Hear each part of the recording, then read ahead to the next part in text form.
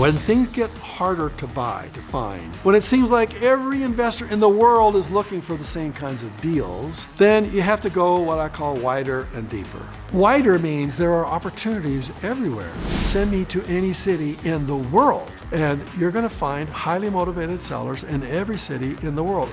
And the rules are pretty much the same. So sometimes other places, the competition is lower.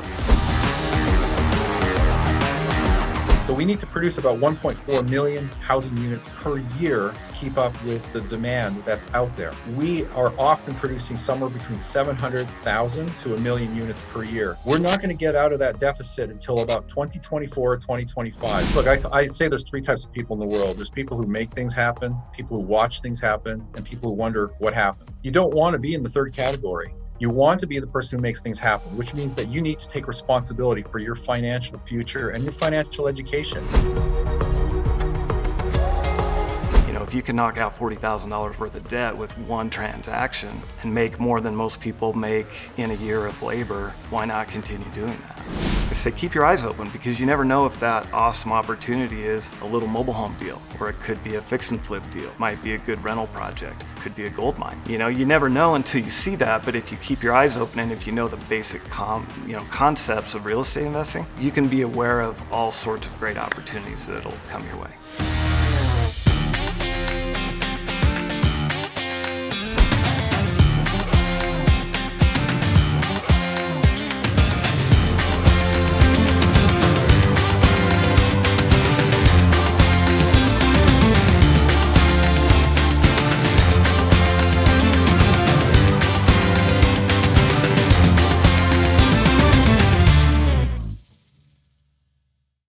Congratulations, you've made it to episode 9 of our 9-part docuseries, Hacking Real Estate. What a journey this has been.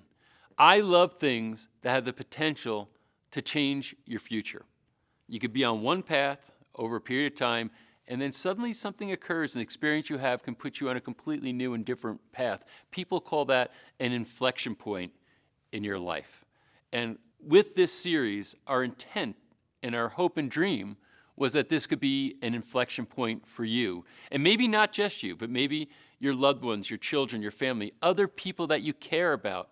This information matters. It's not just curiosity, it's something that can literally change your future. So I just want to say, number one, thank you for taking the journey. Number two, congratulations on making it this far into episode 9. And number three, a sincere gratitude for you if you've already invested in this series. If you've said, yeah, you know what, this is great information. I want it for myself. I want to share it with my family. I also want the great bonuses that you've included. We're in the free viewing period still right now for a limited period of time. And during this free viewing period, you can get everything that we have to offer. There's different packages that you can choose from, but you can get these different packages with their bonuses at a very significant discount. So if you haven't yet, now is the time to take a look, see what's there, maybe raise your hand and say, you know what, I'm into. And as I mentioned, so many of you have already acquired it. Thank you for making that investment. We want this investment to make a difference in your life. That's why we built this thing. So episode 9 of our 9-part docuseries coming up right now. Let's dive in.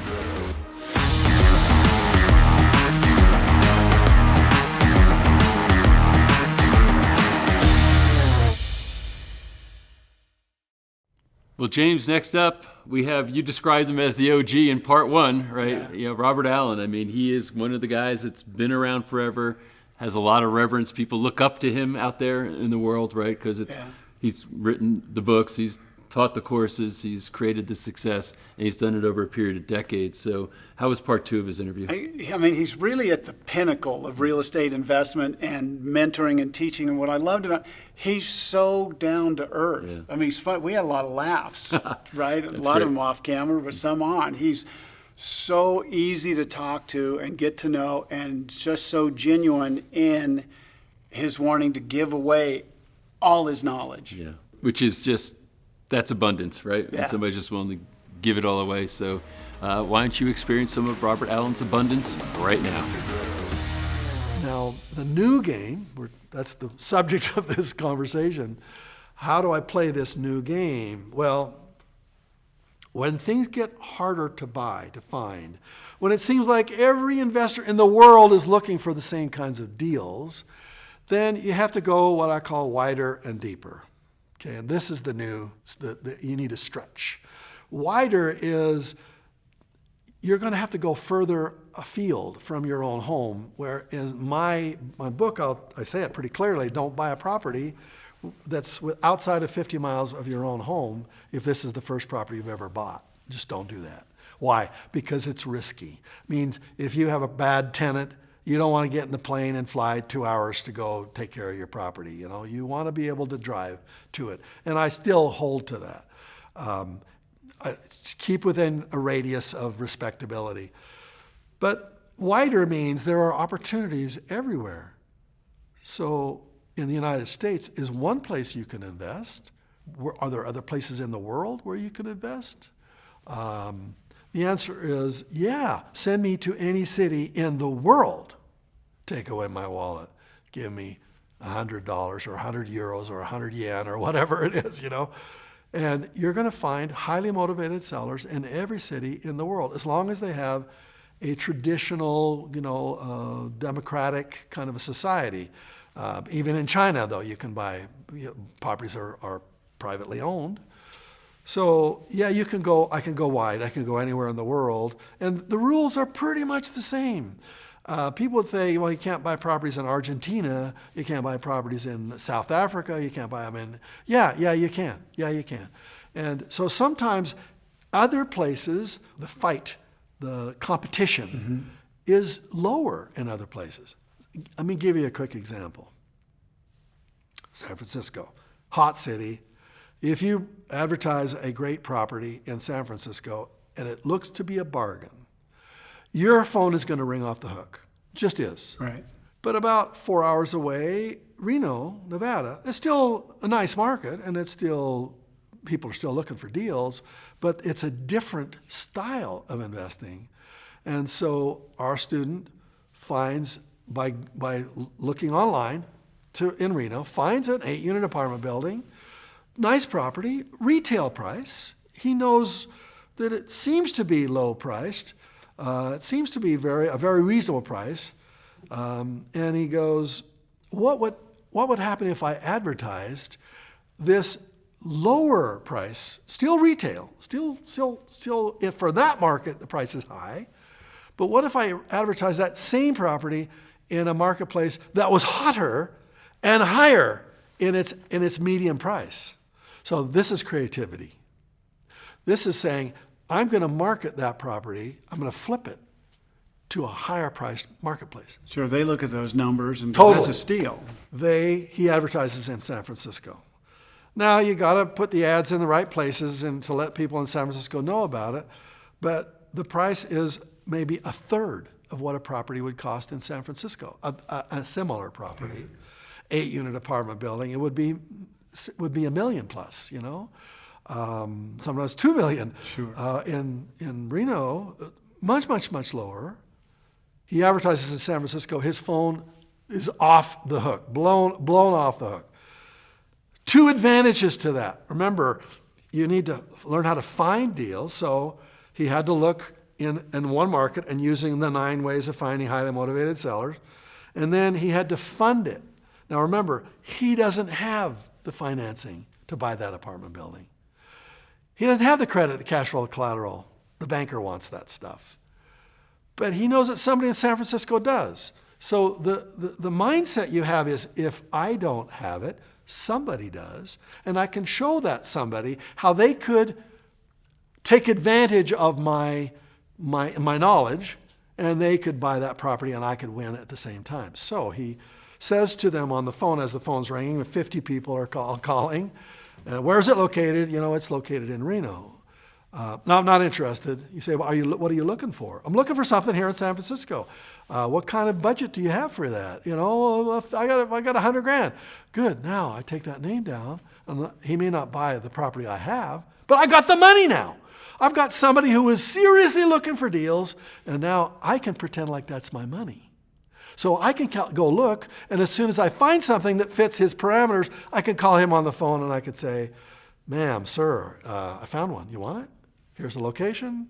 Drive by, have a look at it. I got it all tied up. You tie it up with a earnest money option is what they call it. And now he flips it to them. What does the earnest money option cost Earnest money you? option means when you tie up a property to buy it, and you give the seller an option, you give them a down earnest money. You give them an earnest money. How much? Well, they'll want this. The realtor will want you to give 10%, 20%. You want to obviously get by with as little as possible. $100, $500, $1,000, $2,000, $3,000, and sometimes you don't have that kind of money. So sometimes you even have to borrow a family member's money for the earnest money and just to hold it for a period of time. So as soon as it's signed, an offer is signed by the seller and you, the buyer, it now gives you a period of time when you can sell it to somebody else. You could flip the paper to somebody else. So you need to put a clause in that contract. For those of you who are, advanced real estate investors, you've heard this technique 1,000 times, but beginners, they have never heard any of this kind of stuff. So you have to make sure you put your name as you sign the offer and/or/assigns, which means I'll buy it and/or whomever I assign to buy this property in my place, which means now the paper is valuable. That piece of paper has a value to it. Can I sell the piece of paper to somebody without ever going to bank to qualify for a loan, without putting any huge down payment? The banker doesn't have to be involved at all. I'm just selling paper. So our student advertises to sell that property in Reno and gets lots of people to call, and one person says, Reno, yeah, let me go look at it. Our student had never seen it. He'd only seen pictures of it. He wrote an offer sight unseen, gave it earnest money, the seller accepted it. Now he tells the potential buyer to go look at it, which he does. He says, this is worth more, and our student says, well, if you'd like to buy this right to buy it, I'll sell it to you for $15,000 in cash. And the guy goes, yeah, okay. And now our student sells the paper for $15,000 in cash. The buyer goes, buys the property, owns it. I don't know, he might still own it to this very day. So the reason we got into that long convoluted story is I was asking you the question, how do you get creative when your market is so hot that there's 10 offers on a property? Mm-hmm. You find a place where there are deals, where it's not as hot, but the price comparison is huge. And since most beginners don't understand what I just taught about buying a house within your 50-mile radius for your own house, most buyers, beginners, they don't really understand this. Don't go to another state to buy a property. Don't buy a property in Florida when you live in Seattle. Prices in Florida are going to be much less than they are in Seattle. Sure, and people are moving there. And they are. They're moving there. So the question is, what if you found a property in Florida? Couldn't you advertise it anywhere? If the price looks cheaper there than it does in San Francisco, Los Angeles, Orange County, San Diego. There are investors in San Diego who would buy a property in Florida all the way across the continent if they could buy a property that was a third as much as it cost in San Diego. So what I'm trying to teach about the different mindset, about the new way of thinking, is you have to go wider and deeper. The wider is I got to look at different marketplaces. I can go as wide as the world. Deeper means I have to dig deeper than most people are willing to dig. And, beginning investors, they're lazy. They're just lazy. And they've heard stories about millions being made and people flipping properties. And right, it's supposed to be easy. Totally. So they jump in. And they find it's a heck of a lot harder than they thought. And number two, they end up buying a property and they have no idea what they're doing. And so they become a highly motivated seller. Their toilet backs up and floods 3 floors of their little apartment building, and they go, I'm out, I'm done. They run an ad in the newspaper, like I really saw this ad. It says, I'm down, kick me. That was the ad in the paper. I'm down, kick me. I think you got a motivated seller. Exactly. So they've had a problem with the property, and they don't want it, and they got to get rid of it, and sometimes they're willing to pay you to take it off their hands because they're that desperate. Extremely rare. I'm not saying that happens every day. It doesn't. It happens maybe once in a year if you're really looking for it. But they end up having to sell it because they're highly motivated sellers. They're don't-wanters. So going wide means, look, I got a whole world to look for. Going deep means I have to go deeper than the beginner's willing to go. So the beginner, they want to be lazy. So they're going to go and they're going to buy a service that shares with them the foreclosure listings that are available at your county courthouse. And everybody in the world can go look at that listing. They're too lazy to go to the courthouse. They're going to hire somebody to sell them the list of all the people that are at the county courthouse that they could get for free. And then the list has been picked over big time. There's talk about competition. And they aren't willing to go themselves going a little bit deeper, and finding out who owns these properties and how can I communicate with them. So one way to go deeper is to pick a target territory. So it's a mile by a mile. There's a mile square. You pick it in an area where if you're living in your city, for example, my first million came from 1 mile square below Brigham Young University. There were how many properties in that mile square? Maybe 1,000 properties. I knew that 1% of them would be highly motivated to sell, so that's 10. I knew that there are 10 properties in that marketplace at that very moment, no matter how hot it is. Now, I got to figure out how to dig deeper to find those 10. So I went to the courthouse and I got the tax records of everybody who owned a property in that target territory. It was my buying farm. And I put it up on my wall. I had this big, beautiful map, and it took me like 6 months to do this. So I was really afraid to call people and talk to them on the phone and, just really negotiate. And so I wanted to get ready so I wouldn't make a mistake, right? Well, and you feel like you're doing something. Yeah, exactly. And we ought to go deeper on that one because that's what I call the results-generating activities that you got to do. And most people don't do enough to get a result. So a results-generating activity is I got to make an offer and I got to get a rejection. If I don't do those two things, haven't done enough. I might be looking, but if you haven't written an offer, it's not enough. Your whole wall's full of data. Exactly. So in my case, now I have the data on all those owners. How do I communicate with those owners? So I'm going to set up a mailing campaign where I'm going to send a budget where it's going to generate a highly motivated seller. I'm going to communicate with them. It costs money to mail, so I'm going to have a budget. And this is where most investors, they won't even spend a budget on that. They're lazy, so they go to a realtor who spends money on their advertising for them, does all the work for them. That's lazy. To be a real investor, you have to dig deeper, and you have to do things that people aren't willing to do, and you have to spend money that people are not willing to spend. So I know that if I send 100 letters, it's going to cost me $100. That 100 letters, what probability is that somebody in that neighborhood has a property that they want to sell? 1 in 100.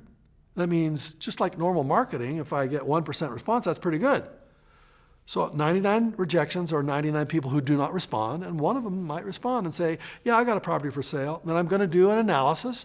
Do I want that property? I'm going to ask those 5 questions: location, condition, financing, flexibility, price, and I'm going to come up with a score, which is a system I teach in my books. It scores 1 through 15, and if it scores 11 or less, I don't want it. If it scores 11 or more, I'm going to probably make an offer. So that one, I'm going to make them an offer. And if they tell me what they want, and I realize that's too high, I'm a business person. I buy wholesale, period. People who buy retail are speculators, and they're hoping the market goes up. Right. That's what happened in 2008. Millions of speculators who all got taken to the cleaners, big time. So I'm going to write an offer, even if the seller tells me what he or she wants, and I realize that the price is high, I'm going to write an offer at the price where I win. And it's probably going to be rejected. And if that's the case, good, thank you very much. You say to the seller, listen, if you ever feel like you need it, let me know.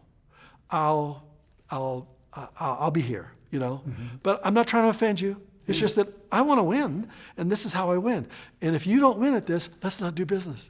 So Sir Richard Branson, you know how he got that island in the Caribbean, Necker Island, which I have been on, swimmed on the beaches of Necker. I sailed by it. Have you sailed by it? Oh, Necker's great. He went there when he didn't have a lot of money with his girlfriend. And he said, let's go buy an island. Let's go window shopping. And most people don't window shop. Yeah. Because they can't afford Tiffany's, so they don't even go in the store. They don't even look. He said, let's go window shopping. Let's see if we can buy an island. He couldn't afford an island. So he and his girlfriend fly to several islands around there, and they find the broker that deals islands. And they fly to Necker Island, and it's beautiful. It's an unbelievable island, extremely valuable. And the guy says it's $5 million, 5 million pounds or whatever at the time. This is probably 69, 70, somewhere in there. And Sir Richard says, well, he wasn't a sir at that time. Right. He was just a broke kid.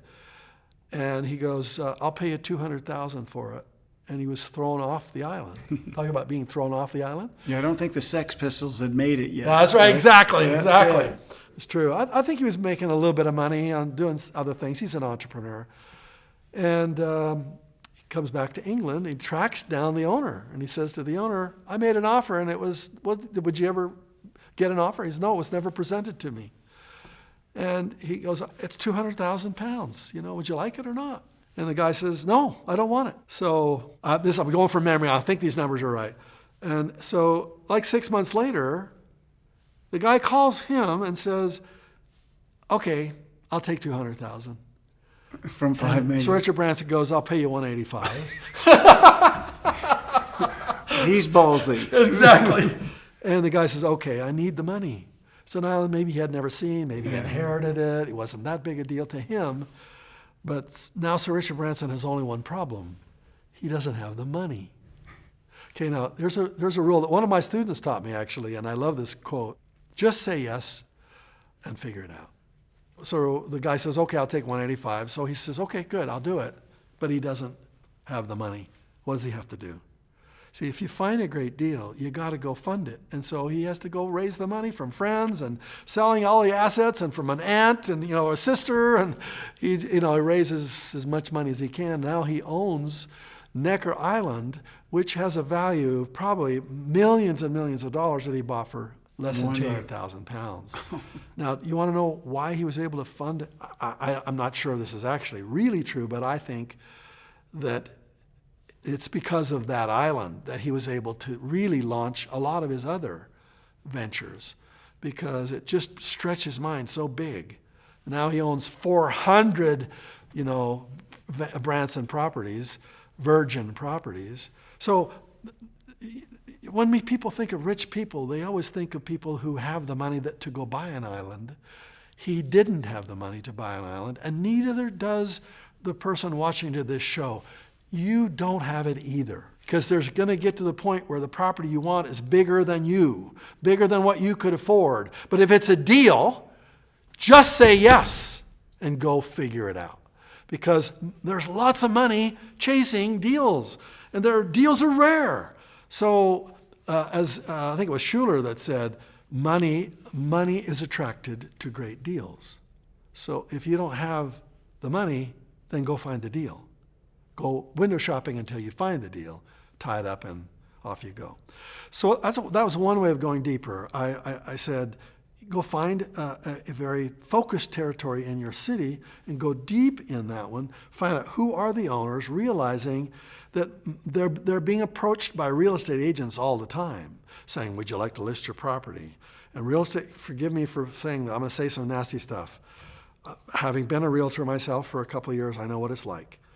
Realtors ruin the market for investors. because they are looking for listings. And in a hot market, they're going to go to that seller and say, I can get you whatever you want.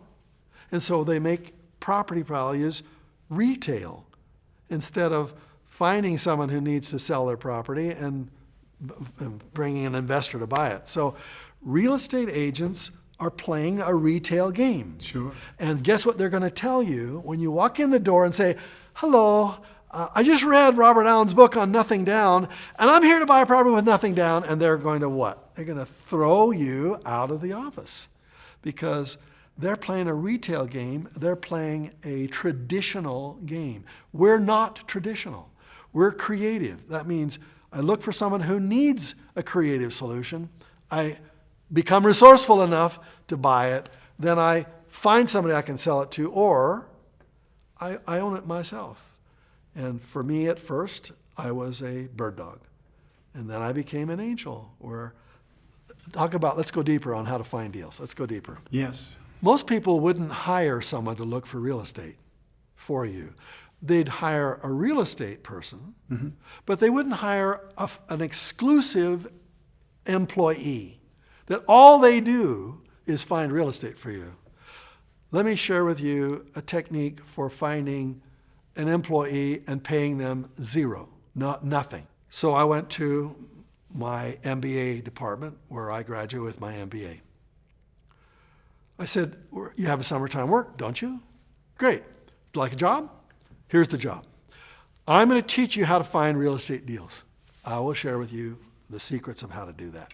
You're going to do that all summer long, and I'll pay you zero. However, if you find a deal using the techniques I show you, I'll give you a percentage of the profit. And when I flip it or sell it or whatever, refinance it, you're going to make profit from it, but no profit until I profit. When I profit, you profit. We both win. Rex was the number one student in the department that year, and Rex was my bird dog. I paid him nothing. He was all day long, every day, looking for real estate for me and would bring me deals, and we bought 3 or 4 properties that year, that summer. One of them was a beautiful 12-unit apartment building located in my zone, my area. I knew what its values were. And Rex come to me one day and he says, the owners are meeting. They're having a terrible argument. They want to sell. Quick, go. It's a Saturday. I go. And they're in the middle of an argument. And they'd been arguing for years. And finally it had reached the point. And so at the moment when they want to sell is when I show up, which means that because I'm looking, the deal is in my lap. I say to the sellers, how much do you want for your property? They tell me, I know it's below market, at least $50,000, maybe more. I know it. It's gorgeous. On a fabulous street, located a few blocks from the university. Oh.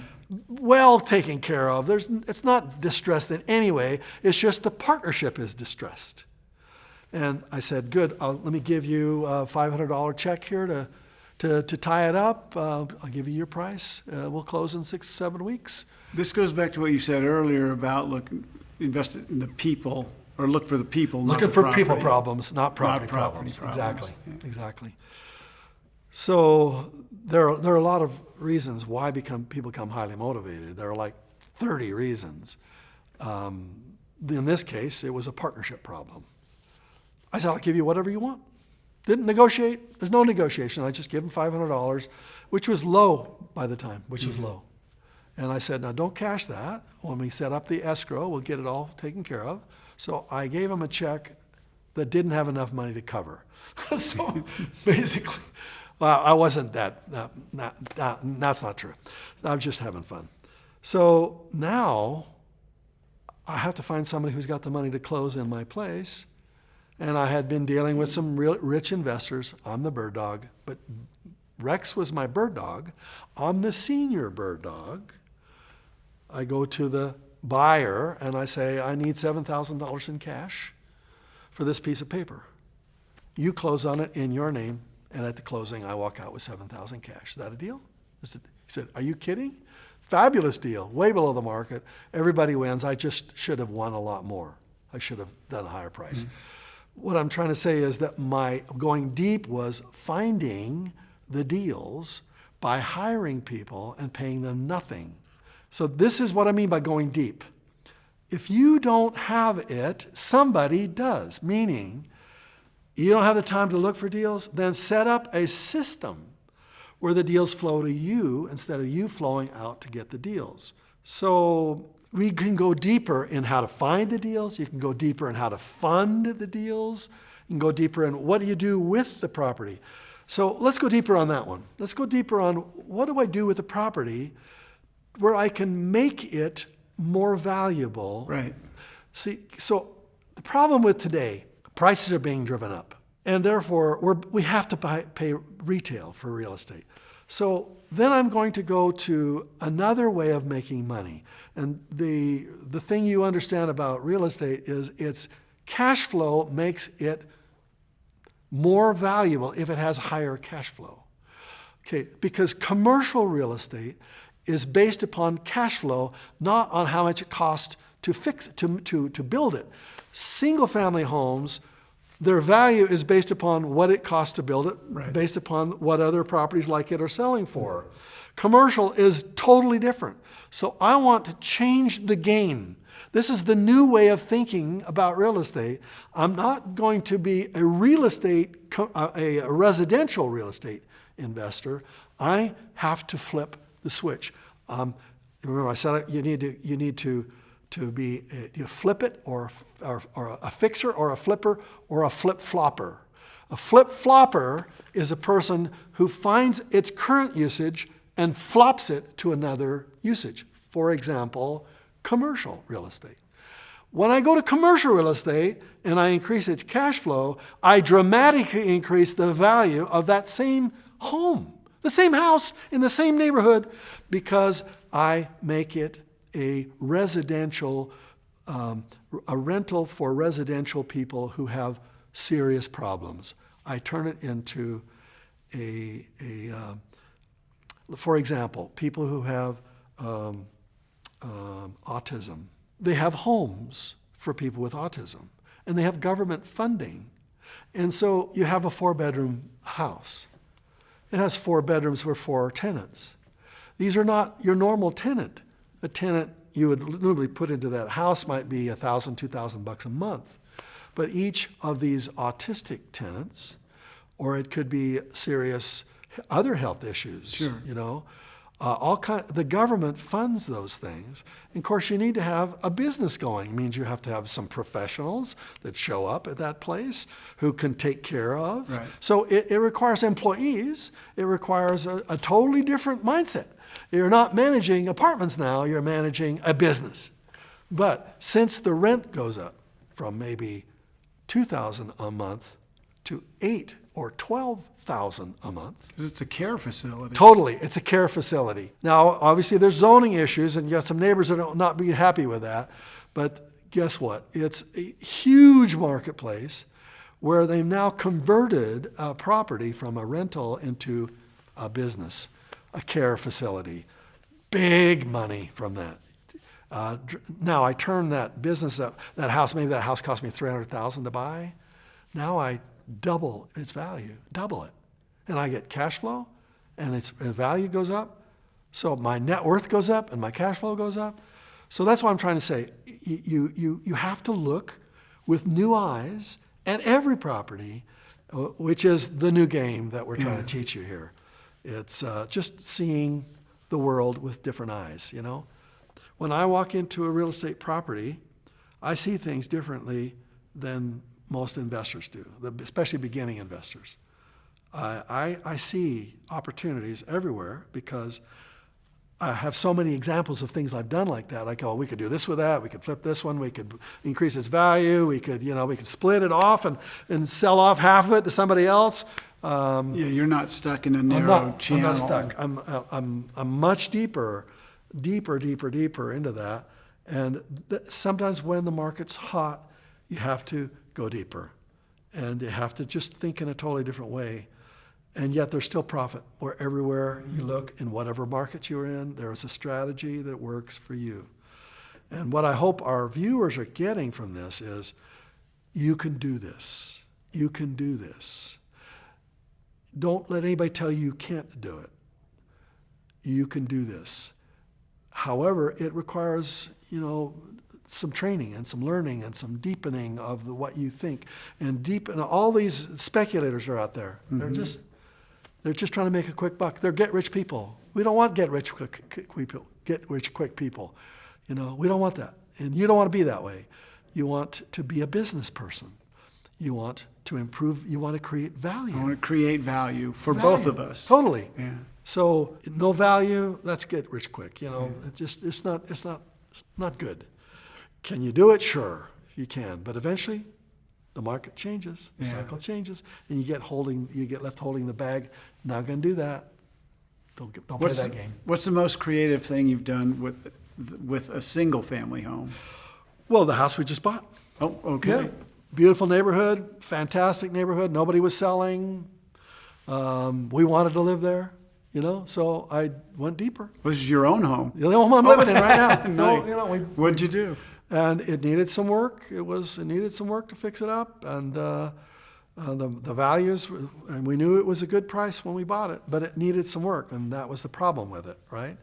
The seller needed to sell, so we put letters on. There are 50 houses in this neighborhood, and we put letters on half the houses, and we basically said, "We want to buy. If you want to sell, call me." One person called and said, "Yep." I said, "What do you want? What price do you want?" They mentioned a price, and I knew it was a great price. Done. We're in. We're $200,000 or $300,000 in extra profit just because we did it right. So, there's so many little tricks like that. So you found the neighborhood you wanted. Yeah. Nothing was for sale. Totally. But I don't want to buy a bargain in the wrong neighborhood. No. I want to buy the best neighborhood there is. And I want to buy, frankly, this is the secret. You need to buy the worst property in the best neighborhood, because that means the value will always be stable. If you buy the best property in the worst neighborhood, it's going to be a while before you get your money out. But if it's the worst property in the best neighborhood, in this case, I'm not trying to say anything out of school to the sellers. They needed to sell. Mm-hmm. They were ready to sell. They named a price, and I knew that price was good. Real estate's a fun game, but can I be blunt? Please. My blunt is, why am I here? Why am I even doing this? Why don't I just go buy a small island somewhere and retire, right? Because this is what I do. This is what I love to do. So real estate gave me the freedom to do that, to do what I love to do. I love to teach, right? I would rather fix up a human being than a piece of real estate any day. So for the last 40 years of my career, I've been fixing up people. I find people who have dreams, and I say, I'll show you the vehicles for you to get to your dream.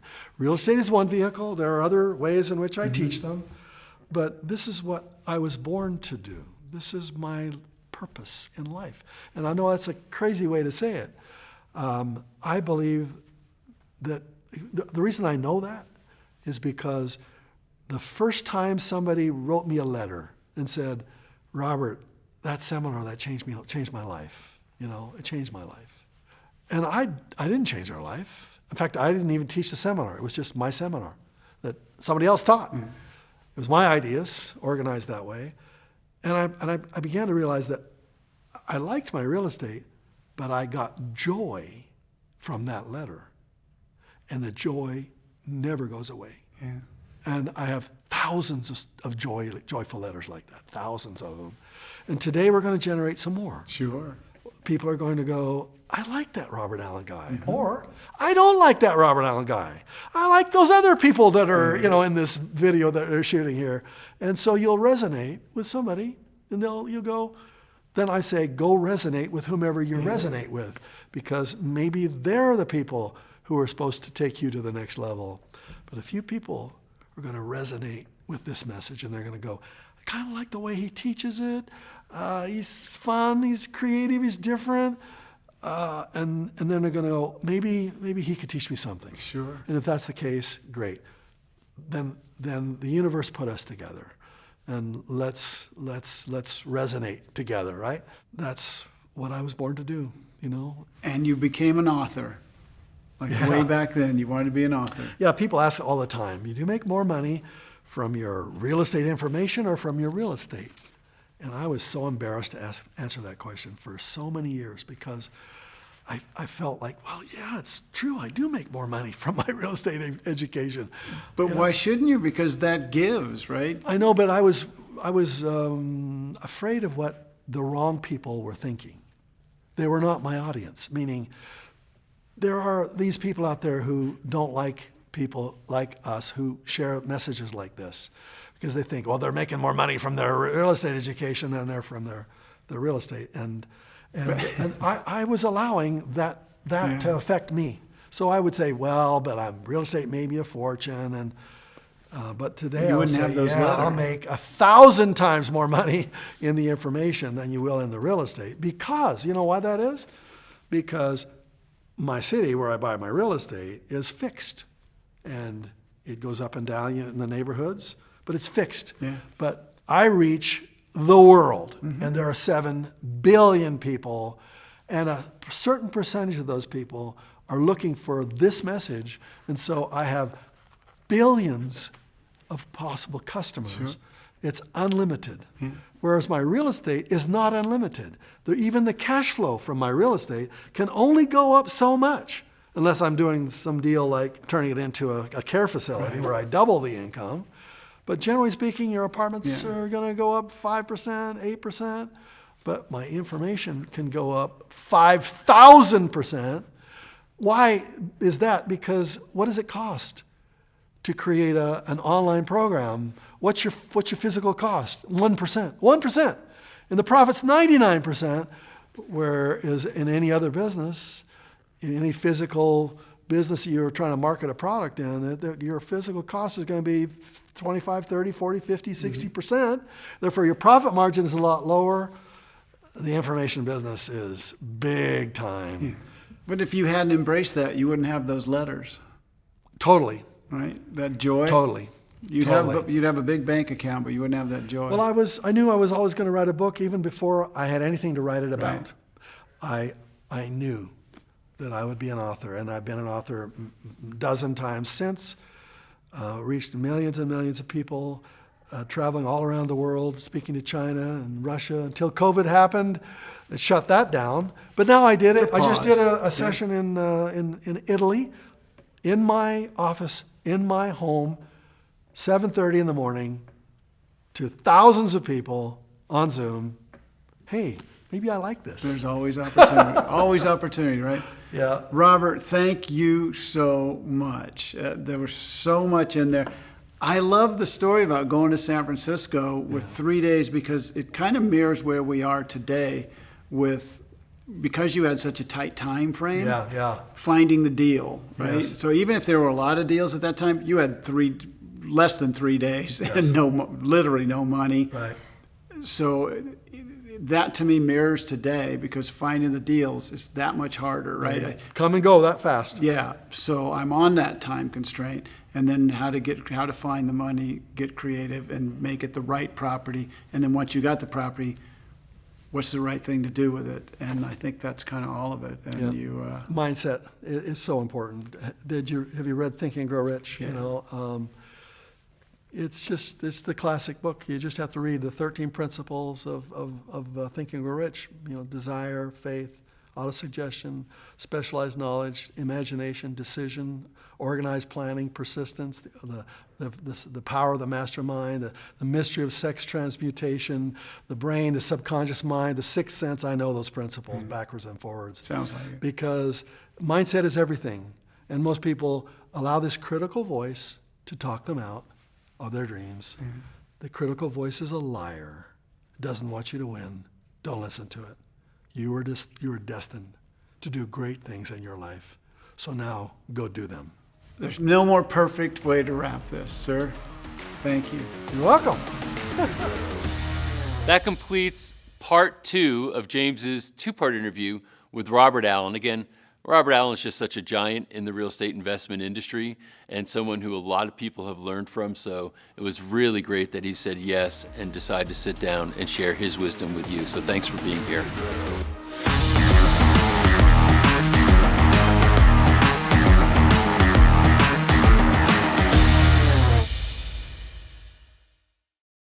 I love saying the name Marco Santarelli. It's a nice Italian name.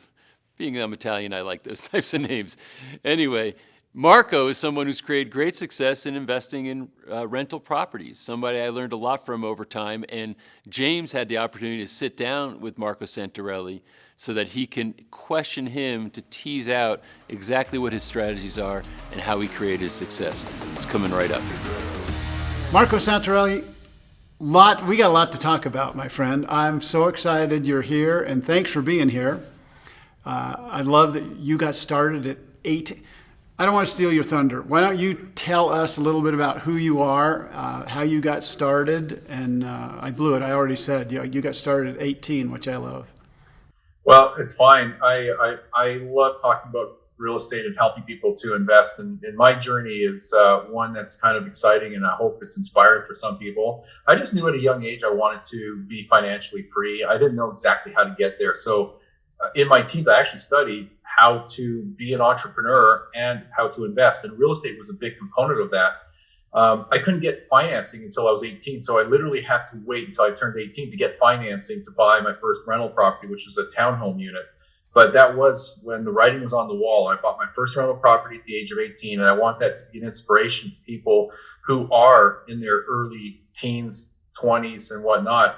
It's never too early to start, and it's never too late. But that's when I started my journey to real estate, got my license, sold real estate, continued to buy real estate, and then as the years went on, I ramped it up. But I consider myself a serial entrepreneur. I love business. I love to study the topic of money and finance and economics. And I like to share that information. It's something I get excited and passionate about. And to help other people is just something I really enjoy. I started this company called Norada Real Estate Investments to help other people invest in real estate and do it with somebody actually guiding them, holding their hand, and helping them to identify markets. And I don't want to keep going on and on about what I'm doing, because I want to educate this audience. But I do a weekly podcast called Passive Real Estate Investing. The whole idea is really just to help busy people learn how to build wealth and create passive income for themselves in a way that they can still work their career, enjoy their families, spend the weekend with Johnny's soccer game and whatever else they do, but at the same time learn how to actually invest and build a portfolio anywhere in the United States, regardless of where you live. That's doable. I've done it. I know thousands of people who've done it. And so if I can just help one more person, that's great. Perfect. So, and passive income, you're singing my song. So my wife and I, and I'm sure many people listening, we have other things going on. And, for those who want to jump in, buy and get out and get their hands dirty and rehab, wonderful. But I think for a lot of us, the idea of passive income, I really want you to walk us through all of it. And I know that you said that you want to help people, and I like you actually have a mission of helping, 1 million people find wealth through real estate? The goal for my company and my whole team is really on the same page. We're out to help other people do what we do. We're all are real estate investors. And so we counsel, literally, that's our title, is investment counselors. We want to help educate you so you know what the next step is, what market to look at. And we can talk a little bit about that today if you want. How to identify the right neighborhoods, how to build your team around you. What is a good market versus a bad market? What are the different types of markets? I mean, this is all free information, free content that we publish everywhere. But we counsel people to help them figure that out without having to go through a bunch of brain damage. Because at the end of the day, most people complicate the topic of real estate investing. In fact, they don't even know whether they're a real estate investor or something else, like a flipper. And I see those as two different things. But the mission is to help 1 million people create wealth and passive income through real estate. It's doable. It's been done for decades. There's nothing new about it. It just changes a little bit of flavor from decade to decade, but it's really the same principles. Well, we would love to help you get to that 1 million mark. So really, Appreciate it. there's so much to unpack here. How do you get started, right? When somebody comes to you and they haven't started, but they're here, they're listening, they've come to you, they're obviously interested. What do you need to know to start that process? Well, the first thing is you need to make a decision that this is the direction you want to go. You know, a lot of people, look, I say there's three types of people in the world. There's people who make things happen, people who watch things happen, and people who wonder what happened. You don't want to be in the third category. You want to be the person who makes things happen, which means that you need to take responsibility for your financial future and your financial education. But really, you should have a base level of knowledge and education. And that's really my first rule of what I call my 10 rules of successful real estate investing is to invest in yourself, build that knowledge. That knowledge is your currency. That's what you're going to use to spend to build your future and your wealth.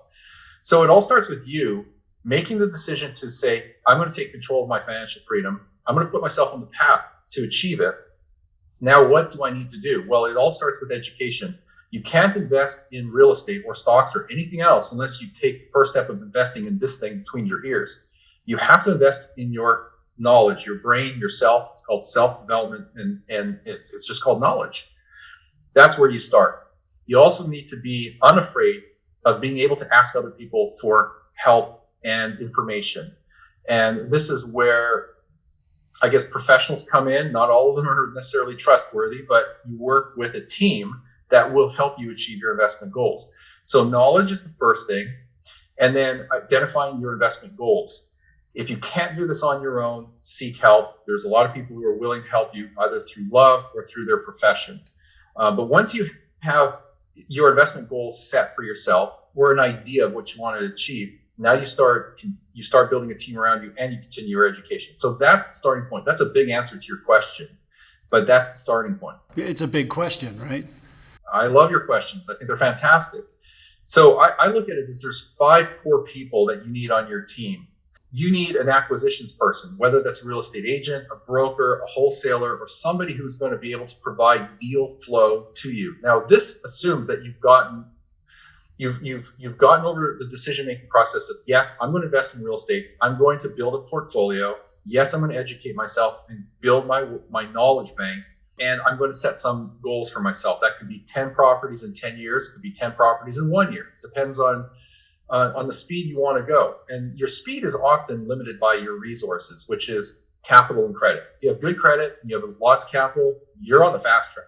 If you've got good credit and limited capital, well, you're going to have to continue to save and deploy, save, deploy to build that portfolio, whether it's 1 property a year, 1 every 6 months, whatever the speed is. But those are the 2 things that limit your speed. But when you know where you're going, you're going to build your your acquisitions person, or it could be a company. We fill that role, with our business here, because we have lots of properties all the time available that are investment grade, cash flowing rental properties in great markets. This is Norada. Person number 2, Norada Real Estate Investments. The second person you want on your team, and when I say person, I often refer to a company or a person interchangeably because it depends on the size and scope of what you're doing. But usually there's a point person you're working with. So it's your lending option. Where are you getting the financing to build that portfolio and finance the acquisitions, the properties you're buying for your real estate investing? So you need lenders. It could be one, but it could be multiple. Thirdly, you need professional full service property management. These are the people who are going to be managing and managing your assets, not just your properties. I refer to them as assets, your assets on a month-to-month, year-to-year basis. Fourthly, you want someone who you confide in from time to time for your asset protection needs. That's an asset protection attorney. That's somebody who's going to make sure that you have your entity set up in the right states, in the right way to hold title to all your assets. Because at the end of the day, you as a real estate investor never want to hold title to your property in your name. That's just asking for trouble. We live in a litigious society, sadly, and the day will come, and it's usually not if, but when, someone's going to try and sue you. And if they know you hold property, especially a lot of property, a very crafty attorney is going to figure out a way to get after your assets for a lawsuit, and it could be frivolous. So you want a good asset protection attorney. And fifth, and this is not the last of your team members, but you want a very, very good tax advisor. And the reason for that is there are a lot of ways to save on taxes, whether you minimize them, defer them, or eliminate them. And if you have the right tax advisor, the right tax team on your team, you'll learn how you can take advantage of the tax benefits of income producing real estate, which are tremendous. It's some of the best that are available to anybody in the country. So those are the 5 people you need on your team. That's your core team right there. And you would assemble that before you got started? Well, you can. Often you build it out as you go, because you'll start with 1 or 2, and then they'll often, if you don't know the other people, they'll often refer you to the other people. Not to sound self-promotional here, but I just want to make it clear that what I just described to you and more is what we've already assembled. These are service providers that we've vetted, that we work with literally every business day, and that we provide to the clients that we work with, that we counsel with, freely. Like, we just have that Rolodex, if they even use that word today. I don't know if Rolodex is a word in this digital age, but we basically hand these people over to you and make those introductions so you can work with the people that we work with. And there's no cost in that. We just share all this stuff freely. Yeah, I was going to ask if the attorney is part of what you provide in companies like you. And there are other companies out there, right? So, well, there's many of them. Is this what we call turnkey? When you use that word turnkey, I kind of break it down into two elements. There's turnkey properties, and then there's turnkey real estate investing as an experience. Turnkey real estate investing is where you can work with an organization like ours, and we can figuratively hold you by the hand, walk you through the process from A through Z, identifying the markets, the neighborhoods, the properties, talking to the builders or the providers that we work with that produce those properties for you, and then talking to the property managers that we work with, as well as all the other team members, like the funding, the asset protection, the tax advice or tax planning, et cetera, et cetera. We can hand that to you. That is what I refer to as a turnkey real estate investing experience, because you don't have to go out and go through what I'll call brain damage, trying to find them, vet them, interview them, and to actually know if they're reliable and someone you want to work with. So that's the experience side, the real estate investing side. What I define as a turnkey real estate investment is the following. And by the way, this term has been kicked around a lot over the years. I started this business 18 years ago, and I started marketing the bejesus out of that word turnkey. And then over the years, people were just using it everywhere all the time. If you go to online forums, everywhere you go, you just see turnkey, turnkey, turnkey. And unfortunately, a lot of people have kind of butchered the definition of that word. What is essentially lipstick on a pig, or something that you might call rent ready, they call turnkey. And that's not our definition of turnkey. For us, it has to be an investment grade property in a good market, in a good neighborhood, professionally managed by professional full service property management, no deferred maintenance, meaning it's like new or it's new construction, cash flow positive, and ideally tenant occupied. Sometimes if new construction doesn't have a tenant because you can't move someone in, but ultimately there'll be a tenant in there. But it has to be cash flow positive. In other words, the numbers need to make sense. And that is dependent to a large degree on the market as well. So if we went through something like this, I see all the advantages, because I'm gonna do my homework. I'm gonna know what I'm looking for. I'm gonna know what I want at the end of the day. And if I go through a company like yours, you find it. You have multiple properties. You're gonna run a bunch of them by me, depending on what I'm looking for. You help me figure that out, right? Finances. So you're gonna help me acquire it and fill in all the blanks, right? Make sure it's landlord friendly, right? Is that something you look at when you're in different markets, different states? Yeah, I mean, if you step back at a 50,000 foot level, what we are always trying to do in everything we do, from the education, the resources, and the properties, is show people how to build a passive real estate portfolio anywhere in the U.S., regardless of where you live. And geography is very important. To your question, that's our goal, right? And it's not that we're out finding property. We have deal flow all the time. We'll have access to any anywhere from 100 to 200 properties at any given point. The biggest challenge today is lack of inventory. And you might have heard this before. It's in the news all the time. Demand is through the roof. Supply is very tight. And this was actually perpetuated last year with COVID, where we had a lot of people just sitting tight and the inventory never showed up on the market. Now I'm talking the MLS and the open market. Whereas our properties are actually off market. They're exclusive to us. They're earmarked for us. They're not available anywhere else, but it doesn't matter. The thing is there's so much demand everywhere for property right now that we have been in a shortage for a long time, actually since 2007. So we need to produce about 1.4 million housing units per year to keep up with the demand that's out there. Those numbers have gone up as high as 1.6 million units. We are often producing somewhere between 700,000 to 1 million units per year. We're not going to get out of that deficit until about 2024, 2025. There's a lot of pent-up inventory that builders are ready, willing, and able to build on. They've already bought the land. They've got the lots.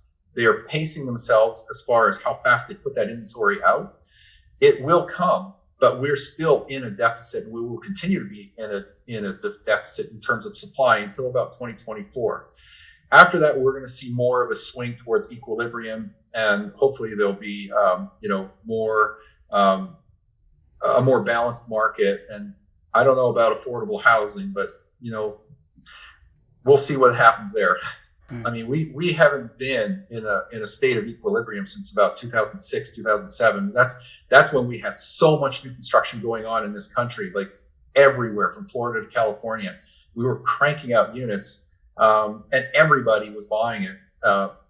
Sadly, it's because a lot of people were speculating on the market, and credit was so loose that everybody was able to qualify. Even if you could fog a mirror, you were able to qualify for mortgage financing.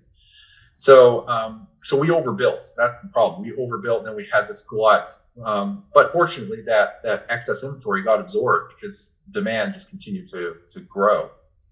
So when somebody comes to you, what's the minimum investment, right? Let's just talk dollars. What do I need to bring to the table if I want to get started? Yeah, it's a good question. So the best way to answer that would be this. We don't want to put the cart in front of the horse. It really should come back to you. What are your investment goals? What is it you're trying to achieve? That to some degree determines what you're going to be investing in.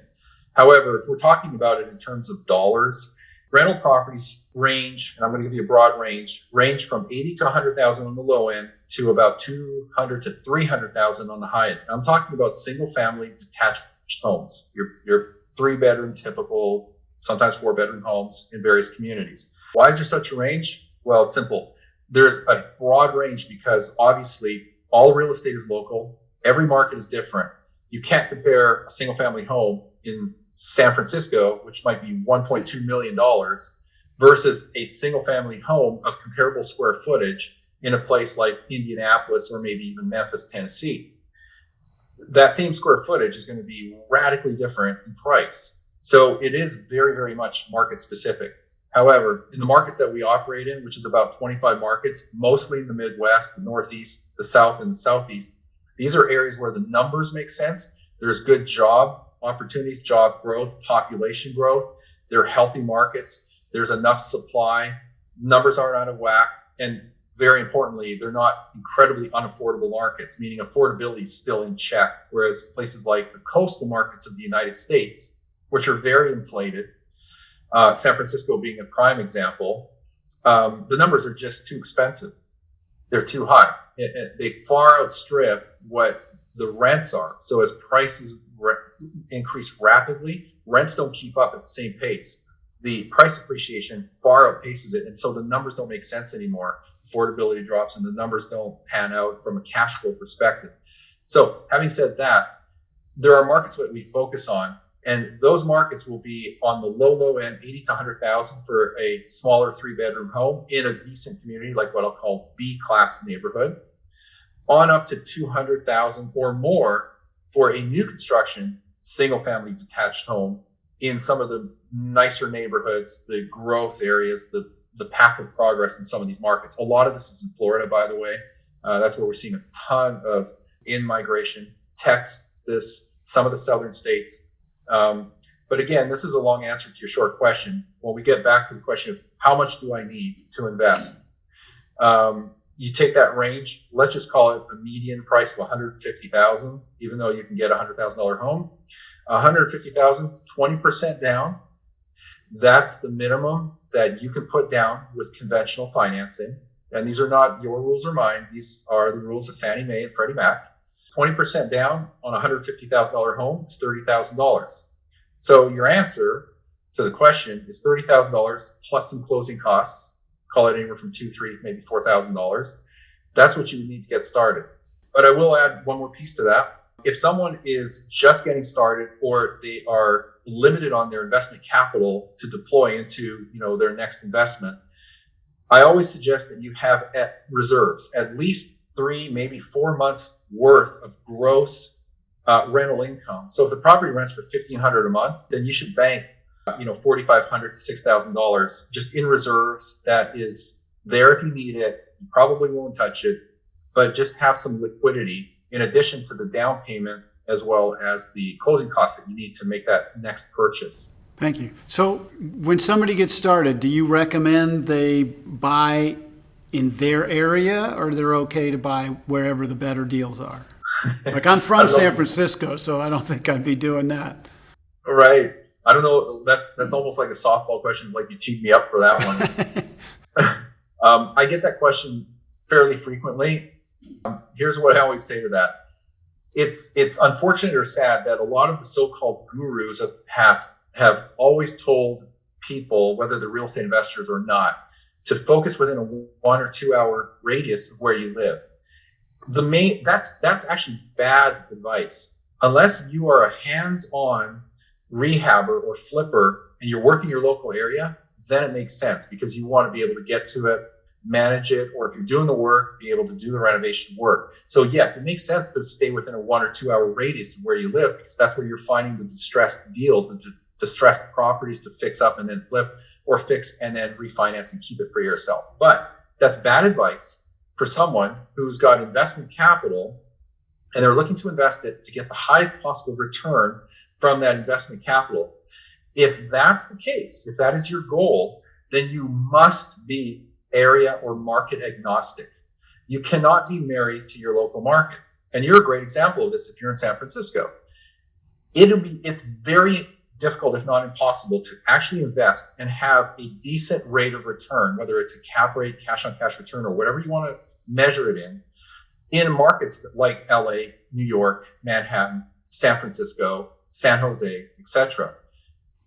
You'll never find a good deal. You'll be looking forever and you'll miss out on all the opportunities that are available today, right now, for you in other markets that make a lot of sense. So it's actually bad advice. This is kind of a long answer to your question. It's bad advice. You need to learn how to be market agnostic. Realize that the United States is made up of over 500 MSAs, or metropolitan statistical areas. That means that you have over 500 choices in terms of markets, like major markets, to choose from, let alone the sub-markets and areas within those markets, which now number in the thousands. So when you realize you can do that, you have to understand that you can make your money work for you the hardest by choosing the markets that provide the best cash-on-cash returns, as well as the best long-term price appreciation based on the fundamentals of that market. Knowing that you can do that, why would you lock yourself in to your backyard and look for deals that are probably difficult to find or maybe not even available or there? All right. Everything you mentioned was single-family homes. Is that primarily what you do, and why, if that is what you do? Well, the largest amount of residential stock in the U.S. is single-family homes. I mean, that just makes up the majority of the housing stock. So whether coincidentally or not, the majority of what we have to offer are single-family homes, which, in my opinion, are probably the best for most investors. Unless you have millions of dollars to deploy right away, you need scale, and then you don't have a choice. You have to go to something large or large real estate. But it is the basic housing unit. It's the basic, residential investment block. We work with anything that's classified as residential from a lending perspective. From a lending perspective, 1 through 4 unit properties are considered residential. So Fannie Mae, Freddie Mac will label a single family home, a duplex, a triplex, and a fourplex as residential because they will finance those and call it residential real estate. Anything beyond that is labeled commercial, which even though it is residential, people live in an apartment building, by definition, in the lending world, it's called commercial. In the practical world, it's still residential, but we focus on 1 to 4 units predominantly. And you said you're getting off market, you're getting 200-300 deals. Where are they? How'd you develop that? Where are they coming from? Well, over the years, we've just built up a network of trusted providers that we work with. Some of them are just machines. They just operate in a market. They're spending tens of thousands of dollars every month marketing for distressed sellers or distressed assets, distressed properties. Sometimes they're at foreclosures. Sometimes they're at the auctions, like the auction sales. Wherever they get it from, they're basically looking for deeply discounted properties that are in good neighborhoods that they can now spend money on to fix up and then create a property that is a like new condition, that will inspect well, that is there's no deferred maintenance or repairs. Now, if you really stop to think about it, that's no different than what you see on TV with HGTV or an A&E with all these flip or flop shows and whatnot. I know a lot of these guys that do these shows, and they show you the sexy stuff and the pretty stuff, and they make it exciting, but they don't show you all the flops, like the bad deals that go wrong and the money they lose. It happens. It's a business, and that's, that was my point at the very beginning. You have to identify whether you're an investor or you're a business operator. Because if you're going to flip properties, you're a business operator. If you want to truly be an investor, you're buying and holding for the cash flow and the equity growth over time. And that's how you determine whether you're going to be an active or a passive real estate investor. My focus is for me and for most people is to be a passive real estate investor. Because that's how you're going to create true long-term wealth and income. The people that we work with are what I refer to loosely as providers, property providers. So we have contractual relationships and history with working with these people. Some of them are these rehabbers I just told you about. Others are new home builders that are literally producing brand new sticks and bricks construction in newer communities that fit the box of what we define as a turnkey real estate investment. So it cash flows, it's in a good neighborhood, it can be well managed, it'll attract the right demographic for your tenant, et cetera, et cetera. And those are the two providers that provide us that deal flow. But it comes out of about 20, 25 different markets, not all at the same time, because like I said before, inventory in this country is pretty tight. Yeah. So it comes in waves. But fortunately, when we get to know you as a client and we understand your investment goals, or we help you identify those investment goals and we have a criteria built out, then we can say, product type you're looking for are in these different markets, in these types of neighborhoods, and here are examples of those types of properties that are available. Take a look at them, ask questions, do some due diligence with or without our help. And if you like any of them, next step is put it under contract and then continue with your financing, continue with your inspections. That's your due diligence. And then ultimately 30 to 45 days later, you have your next property under your belt in your portfolio.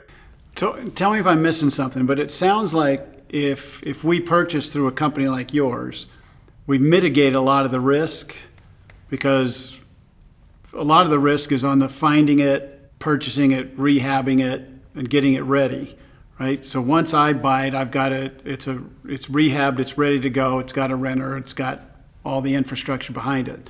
Am I missing anything, or did your people take a lot of the risk? Well, you're minimizing and mitigating a lot of the risk in terms of, one, it's new or like new. So there's, again, no repairs, no deferred maintenance. It's an operating property with lifespan on the roof, the mechanicals, the hot water tank, the HVAC, and all that stuff. So you're buying a property that has longevity, as much as it possibly can, knowing that there's going to be wear and tear on, various elements, whether it's cosmetic or hardware. Second, you're mitigating risk because we do a lot of market research. We monitor over 500 markets. We do deep dives into about 63 of those, but that's growing to 100 and some. So we have a pretty good feel of what is going on in different markets in terms of population growth, the health of the housing market, supply and demand, pricing, the price to rent ratio, the ability for property to cash flow, whether there's overbuilding or underbuilding going on. These are all things that play into the future health of that housing market. So you're mitigating your risk from that as well. Thirdly, we've already found a lot of service providers that we can hand over to you, freely introduce you to, that we trust and have done work with for years. So we know we can trust them, and we know that you can trust them as well, because if they don't do well, we're going to have a serious conversation with them and we'll fire them. So again, you don't need to go through the whole due diligence, research, and vetting process. So that helps to minimize your work and minimize your risk. So anywhere we can make things more efficient and better for you, we've probably covered. And so when you talk about risk mitigation, that's how you do it. Where a lot of risk comes in for real estate investors is twofold. One, not knowing what you're doing. Not that you need to know how to do everything, because you're not going to be swinging the hammer to do the renovation. You're coming in on the very tail end when all that work has been done. Now it's up to you to pick the market, the neighborhood, and the property, and have it inspected to make sure that everything checks out, that there are no red flags or issues. So those potholes that create that risk are in the past. You come in at the tail end, essentially. Secondly, risk comes in choosing the wrong markets. For example, if you invest in an expensive coastal market, you might be looking at it today in its present state and say, well, this market has been appreciating very well this year, and it has been for a number of years. My anticipation is that it's going to continue to appreciate at the same pace for the years to come, or maybe at half that pace. Well, that's all well and fine, but we all know that, as I said before, all real estate is local. Every market has its own market cycle in the bigger picture of macroeconomic factors. But that doesn't mean that a market can't slow down, stop, or depreciate for a period of time as it catches its breath, especially if it's overpriced. If it's had a very long run for a long time, that's not sustainable. And it gets to a point where affordability drops so low that that market does need to pause and take a breath. The only way that goes on forever and is sustainable is if people's incomes in that market keep pace with the rate of inflation, the real rate of inflation, and keep pace with the price appreciation of the properties in that market. Does that ever happen? Not very often. It's pretty rare. So you have to understand that there's a time to be in each market. Not to say that you need to be a market timer, because you're not a trader flipping in and out of properties in different markets. You can do that. There's a strategy there. I mean, it's something we can talk about. But generally, you don't want to have the mindset that you are a short-term trader, a trader of real estate. Your time horizon should be forever. You buy property with the intention of never to sell it. If you ever sell it, it's only because you are doing a tax-deferred exchange out of that market, paying zero tax, taking your equity, moving it to another market where you see the upside potential long-term being greater than the market that you were in, where it has had a huge run and has the greater possibility of it depreciating in the years to come, and the affordability is really low in that market. Those are the headwinds you want to avoid. And this is how you mitigate risk. You avoid those markets. You stay in markets that show the greatest growth potential. So I'm in. So you mentioned A-class properties, B-class properties. I'm assuming I know there's a C-class property. You primarily A and B? And is there an age range? Is A-class generally new construction? So sometimes people will call the properties as A, B, and C. I don't label, and you shouldn't really label properties as A, B, and C as much as you label the neighborhood, because you can take a neighborhood, whether it's an A, B, or C class, or even a D, which is I refer to as war zone, but A, B, and C class neighborhoods, and have different quality properties. There may be new construction, like you have infills that are built into some areas that are gentrifying. But you can classify the property based on its condition, but you don't really label it A, B, and C. It's really more about the neighborhood. So this is what you're actually asking me. So our focus is predominantly on what we will call B plus, A minus neighborhoods. And the difference between these types of neighborhoods is essentially this. This kind of goes into a little bit of a deep dive, but it's really important actually. So let's talk about C-class neighborhoods for a moment. C-class neighborhoods are generally speaking, quote unquote, the cheaper priced properties or cheaper priced neighborhoods. If you look at the 25 25 markets that we're in, these are going to be neighborhoods that are often sub $100,000. Again, keep in mind, this is all relative because that C-class neighborhood in San Francisco is your $600,000 or $500,000 property, right? So it's all relative, but within the context of the markets we operate in, they're typically 90 to 100,000 and below. What's the advantage of the C-class neighborhood? Well, they look good on paper. Your cash flow and your cash on cash return is very sexy. It's strong because you have high rents relative to the price, which means that you have high, what we call rent to price or rent to value ratios. So a $100,000 property might rent for $1,000 a month. That's 1%. And that's a very healthy target. You can get those in C-class neighborhoods, less likely in Bs and certainly not in As. But that's why your cap rates, your capitalization rates and your cash on cash returns on paper look great. And in real life, they actually are good.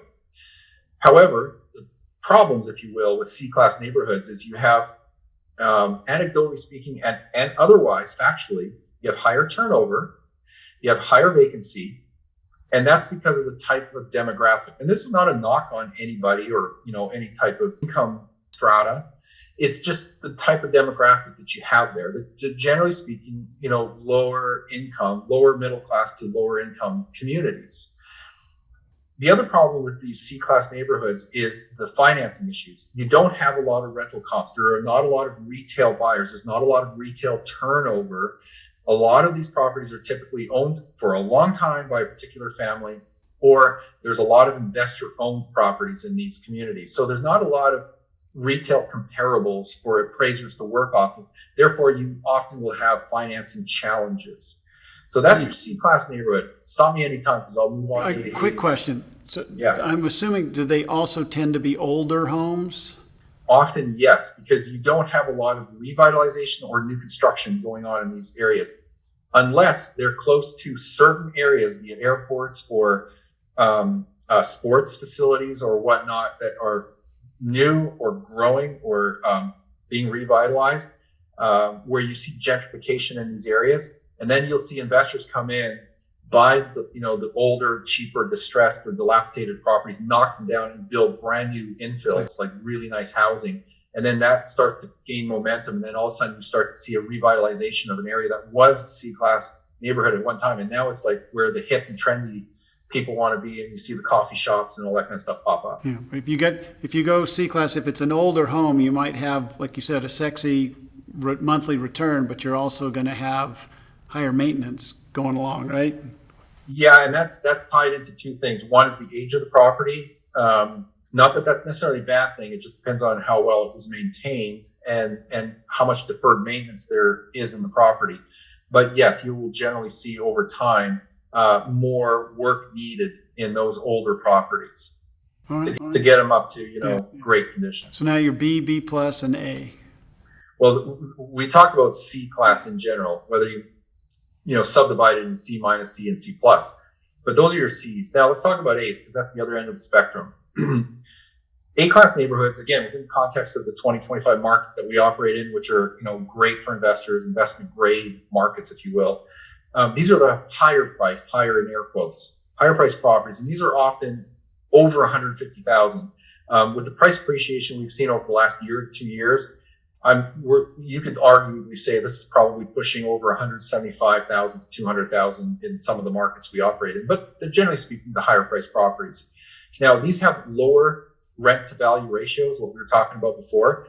So that $200,000 property that you're buying now doesn't necessarily rent for $2,000 a month, which would give you that 1% rule of thumb, if you will, that 1% RV ratio or target. Those houses typically rent anywhere from $1,500 to maybe $1,800 a month. That's okay. They will still cash flow. They'll still give you a reasonable rate of return. But what you find you have more often than not in these more premium type neighborhoods is stronger appreciation and appreciation potential. So they typically weather market fluctuations in terms of real estate and the economy better.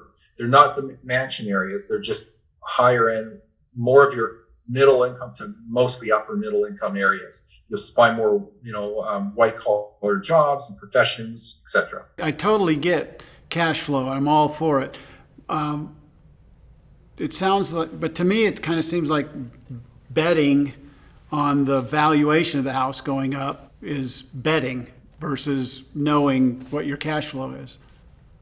Again, this is one of my other 10 rules is never speculate. You don't want to gamble. You don't want to chase an appreciating market, not knowing whether that is sustainable. And this goes back to the fundamentals of the market.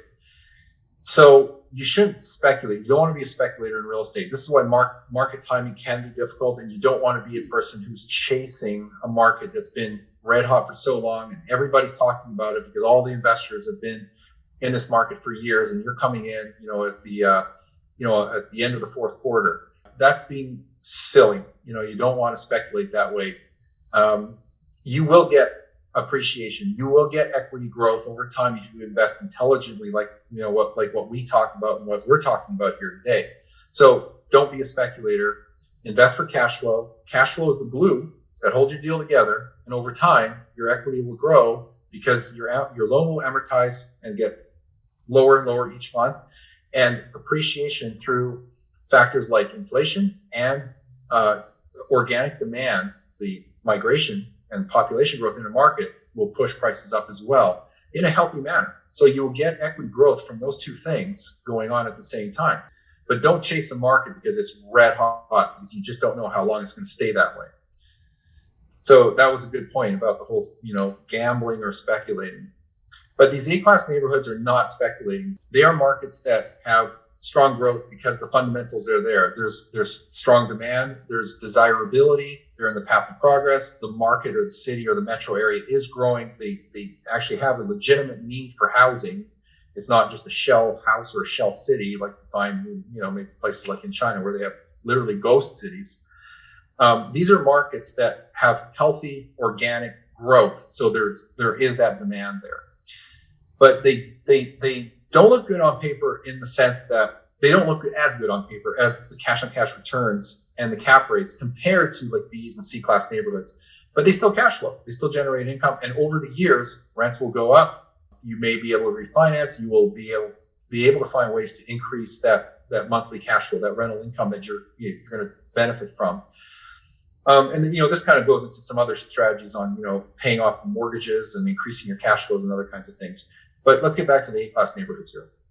So again, anecdotally speaking, as well as data from property management companies will show that these A-class neighborhoods have the lowest amount of turnover and the lowest vacancy rates. The families that plant themselves in these neighborhoods are rooted into the community. They're rooted into the school system. They're rooted into their neighbors and their jobs that are there.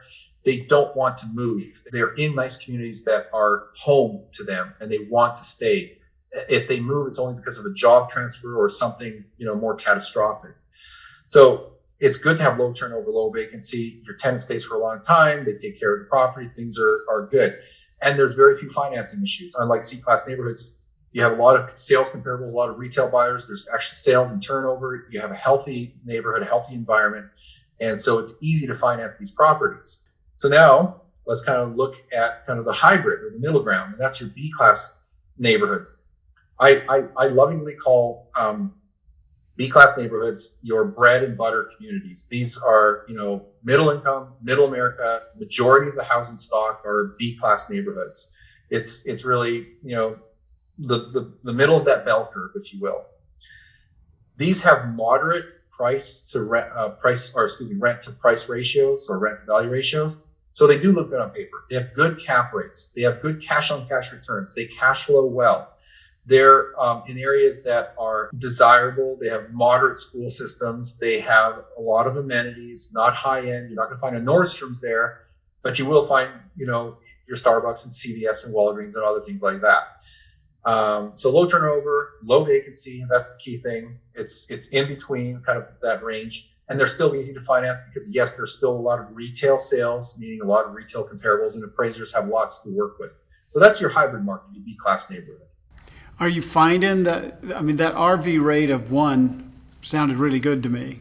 Are you finding that in B? I can see why you wouldn't really in A but can you find that? And what's your range when you're working with a client? Like how low would you go, or what range you try to stay in? So your first question, you don't find it as much today as you did, let's say 5 years ago, 6 years ago. In 2012, when we really hit the bottom of the housing markets around the country, in most markets, that was kind of the turnaround years, 2012 and into 2013. Finding 1% RV ratios was pretty much everywhere. You know, it was very common because housing prices were depressed at its maximum point, and then things started to turn around. Whereas rents came down as well, but not as much. Price leads rent. So it comes down faster than rents, and then it accelerates faster than rents as well. So rents are always tailing behind or dragging behind price changes. So in 2015, 2016, we saw a balance. You would find 1% RV ratios in a lot of B-class neighborhoods, certainly in the C-class neighborhoods and some A-class neighborhoods around the country. Again, very market specific. Fast forward 6 more years to 2021. What we're seeing in a lot of B-class neighborhoods are RV ratios that range from 0.7 to 1%. A lot of it is going to be 0.8%, somewhere in that neighborhood. That's not a bad thing. You know, if you actually look at a true breakdown of the income and expenses or a pro forma, and you deduct, you know, all your expenses, including vacancy, and you budget for vacancy and you deduct for repairs and maintenance. So you're budgeting for that as well. And you're looking at a true cash flow number, like you're being realistic, you will still find that properties cash flow well, and you're still getting a favorable cash on cash return that does better than a lot of other options out there, especially when you factor in the fact that you have leverage, you have tax benefits through the depreciation. Those make it, still hard to beat investment class. But 0.7 is my threshold to your second question. You know, how low will I go? I'll go down to 0.7% as a rent to value or rent to price ratio. And you can check this on a year by year basis with your own properties, your own portfolio, just to see how things are changing, because property values will go up and your rents may not go up as fast or in lockstep with it. And so over time, your RV ratios will go down, but also in time, you're increasing your rent. So your cash flow should be increasing as well. The other comment I was going to make about the RV ratio is it's just a quick litmus test. You shouldn't base your investment decision based on that rent to value or rent to price ratio. That would be a mistake, because that's looking at it just at a very high level. And it's a snapshot to tell you whether that property is likely to cash flow or not. But there's so many other variables that you should be considering, like the appreciation potential of that market, you know, how strong the fundamentals are, the job market, the migration rates, what is going on in that market, in that sub-market, that area, that neighborhood that leads to future price growth and desirability. So you just can't look at things in a vacuum. You have to consider the whole picture and be more holistic about it. As the market goes up, and like you said, rents trail, but at some point you hope the rent catches up. Would the property management group be the ones to trigger that rent raise? Are they going to come to me as the owner and say, hey, we should do this? Or how does that work? Both. Usually they keep an eye on the market. So whenever there's a turnover, so if you have a tenant move out after like 2, 3, 4 years, now it's time to release that property. They'll turn the property over. And if rents have gone up in the area, they'll basically email you or notify you and let you know that, hey, we've had it leased for $1,400 a month. The market is showing that we can get $1,500, maybe $1,550. It's kind of like a dumb question to ask, but would you like to raise the rents? Maybe you don't as an owner, landlord, but they'll typically recommend that you do raise it and try to get maximum market rent if you can, because it's not only better for you, it's better for them as well. Because if they're taking a management fee every month, the more you make, the more they make as well. So at least that way your interests are aligned. All right. So I bought my first property and we're cash flowing, we're doing well. At what point, how much equity would you want me to have in that before I pull out and buy number 2? Your assumption is you're keeping the property, I take it, right? I listened to you at the very beginning. I'm keeping this thing forever, unless those very few things. I trust a Paisan. That's good. Paisans have to trust each other. You got to look out for each other. So, okay, well, that's a good question. So if you have had a property for a while and you're what I call, well, you're not necessarily equity rich and cash flow poor. I jokingly call Californians and people in New York equity rich and cash flow poor because they'll hold one or more properties and have a lot of equity, and it's trapped in that property, and they're underutilizing what they could be utilizing, which is the equity, turning that into income producing assets, which means you keep the equity. It may be in multiple properties, but now you've turned it into cash flow. So you increase your cash flow, you keep your equity, you better preserve it because now you're essentially diversified across multiple assets, not just one property, but maybe 2, 3, or 4 or more. And that's just a great strategy. And that kind of plays into one of the solutions to what you just said. You've got a property, you've got a bunch of equity in there. What do I do with it? Well, when you have enough in there that you can either refinance the property, pull that equity out in the form of a cash out refinance, and then use that as down payment capital to acquire one or more additional properties, that's when it makes sense. Now, you have to keep in mind that if you just bought a property 20% down, you don't have any additional equity in there to refinance. You're going to need a fair amount, because if you're refinancing a property, depending on the property value, you're going to be refinancing probably at 75% loan to value, maybe at 80%. So that means you're going to need to have at least, I'm just going to say loosely speaking, 40% equity in that property in order for it to make sense to refinance and have enough to pull out in the form of cash that you can reinvest as investment capital on another property. In the first few years, that's not likely to happen unless you've been in a market, fortunately being in a market that appreciated a lot over the last 2-3 years, where you can refinance. Another option, which is not necessarily my favorite nor recommended, is to get a home equity line of credit on top of the existing mortgage, where you can tap into up to 90% or more of the property value. And so what you're doing there is really just pulling cash out through a line of credit attached to the property, using that as down payment capital, which is typically a 10-year interest-only loan. That does work, but using that strategy, you want to make sure that your properties, the existing one and the new one, are ideally in markets that have strong appreciation potential, because you want to get to a point where you have enough equity from the price appreciation to refinance that line of credit out or pay it off, because you have a 10-year term typically on a home equity line of credit. But would you, under what circumstances would you tell me to let's ramp up and pay off these so you get all the cash flow?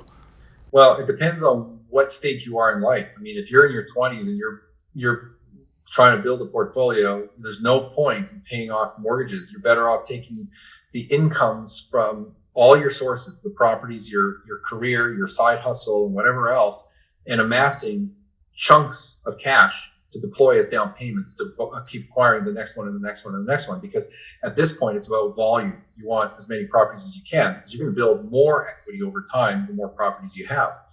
Plus, you have more doors generating positive cash flow, so you're building up more passive income as you go. If you're in your 50s or 60s and you already have a portfolio, now that it's a question of how much income do you need compared to how much income is being thrown off by your rental portfolio. So it's really a case-by-case basis. There's no one answer to this question.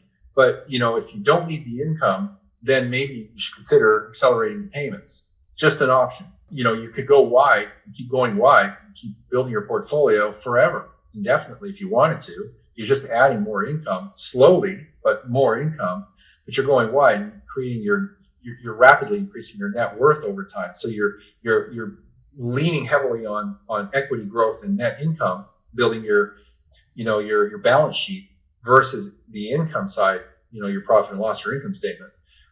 Or you could choose to focus on building your income, and which means that you get to the point where you have enough properties, whether it's 5, 10, or 20 properties, to support your lifestyle.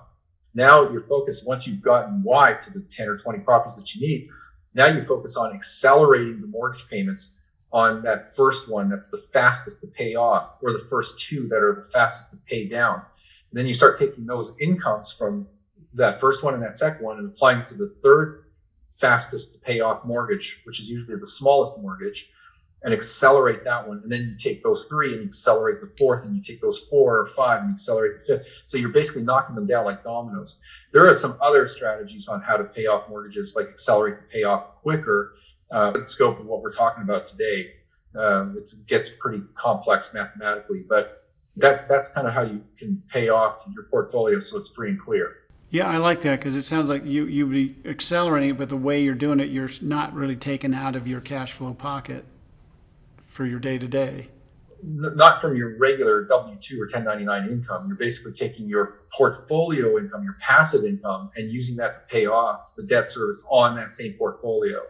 And, you know, this is where the fifth person on your team. Remember I was talking about the tax advisor? Yes. This is where this person's going to be handy. Not us as well, but that person's going to be, you know, handy for you as well, because they're going to tell you how to best accomplish, you know, that strategy to maximize your tax deductions and maximize your cash flow. All right. So my first property is done well. It's grown in value. I take the equity out and get the second one. Tax implications, right? How much? Now I've got 2 homes. I've got more value. How do I not get a big tax hit?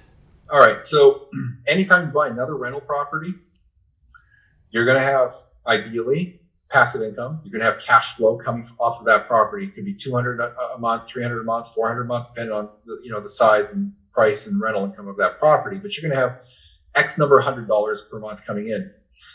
That is real spendable cash that flows down through your income statement or your profit and loss into your pocket.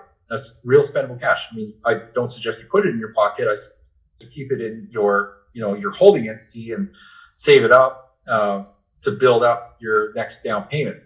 It'll contribute towards your next down payment for your next investment. Have a real income coming in off that property. It's real spendable cash. But at the same time, you're also allowed to depreciate that property for 27 and a half years. The IRS allows all residential property owners to depreciate what they call the improvements, which is everything excluding the land, the dirt. Whatever sits above that dirt, all those improvements, is depreciable over 27 and a half years. So if you take the value of that, let's say it's a $100,000 property, the land is $20,000, the improvements are $80,000. So those sticks, bricks, concrete, and copper can be the $80,000 worth of it can be depreciated for the next 27 and a half years. So you just divide that 80,000 by 27.5. That number is a phantom deduction. And what I mean by that is you don't need to spend a single penny to get that deduction. It's there. It's freely available to you. And you write that off against your income, which means that you could be showing negative cash flow on paper, meaning that it's showing a loss, but in reality, there is no loss. You're actually pocketing rental income every month, but on your tax returns, you're showing a loss. So you can actually take that loss and apply that to other passive income that you have to reduce your taxable income in other areas as well. And if you have certain designations, like a professional real estate investor designation, meaning that you're doing this more than 750 hours a year, and you've got other, a couple other check boxes you have to check, you're able to actually apply that not just to your passive income, but you can take all those depreciation and losses and apply it to your active income as well. So now you're actually lowering your tax impact across all sources of income, not just passive income. This is for everybody. You don't need to be an accredited investor. This is available to anybody and everybody if you want it and if you believe this is for you and this is the right decision for you and your financial future. It is doable. You can get the help. There's a lot of information out there. A lot of it is free. There's no excuse not to invest in real estate and build your financial future and that of your family and that of your heirs. It is available to everybody if you want it. All right. Now I'm going to bookend this. You're 18 years old. Where did you get the cash to do your first deal, and what was it? Well, the short answer is I was working since the age of 16 at a grocery store that paid really well. It was a kind of a unionized position, so the hourly wage was actually pretty healthy. But I basically took a couple of years to save as much as I could to make that down payment. And I bought it actually as a principal residence. So my down payment was, I think, about 5%. So I didn't really have to have a huge chunk of capital. So it was relatively easy to get into that first deal. Did you have to fix it up?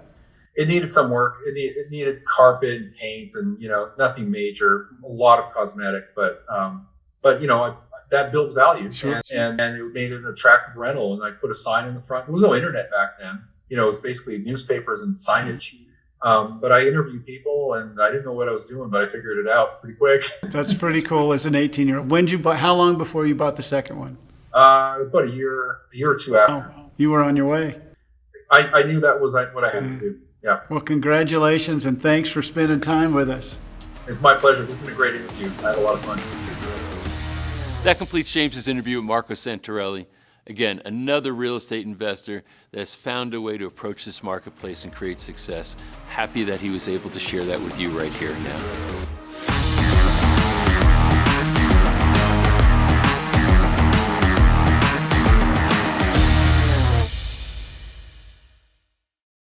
Next, we have James interviewing Greg Howell.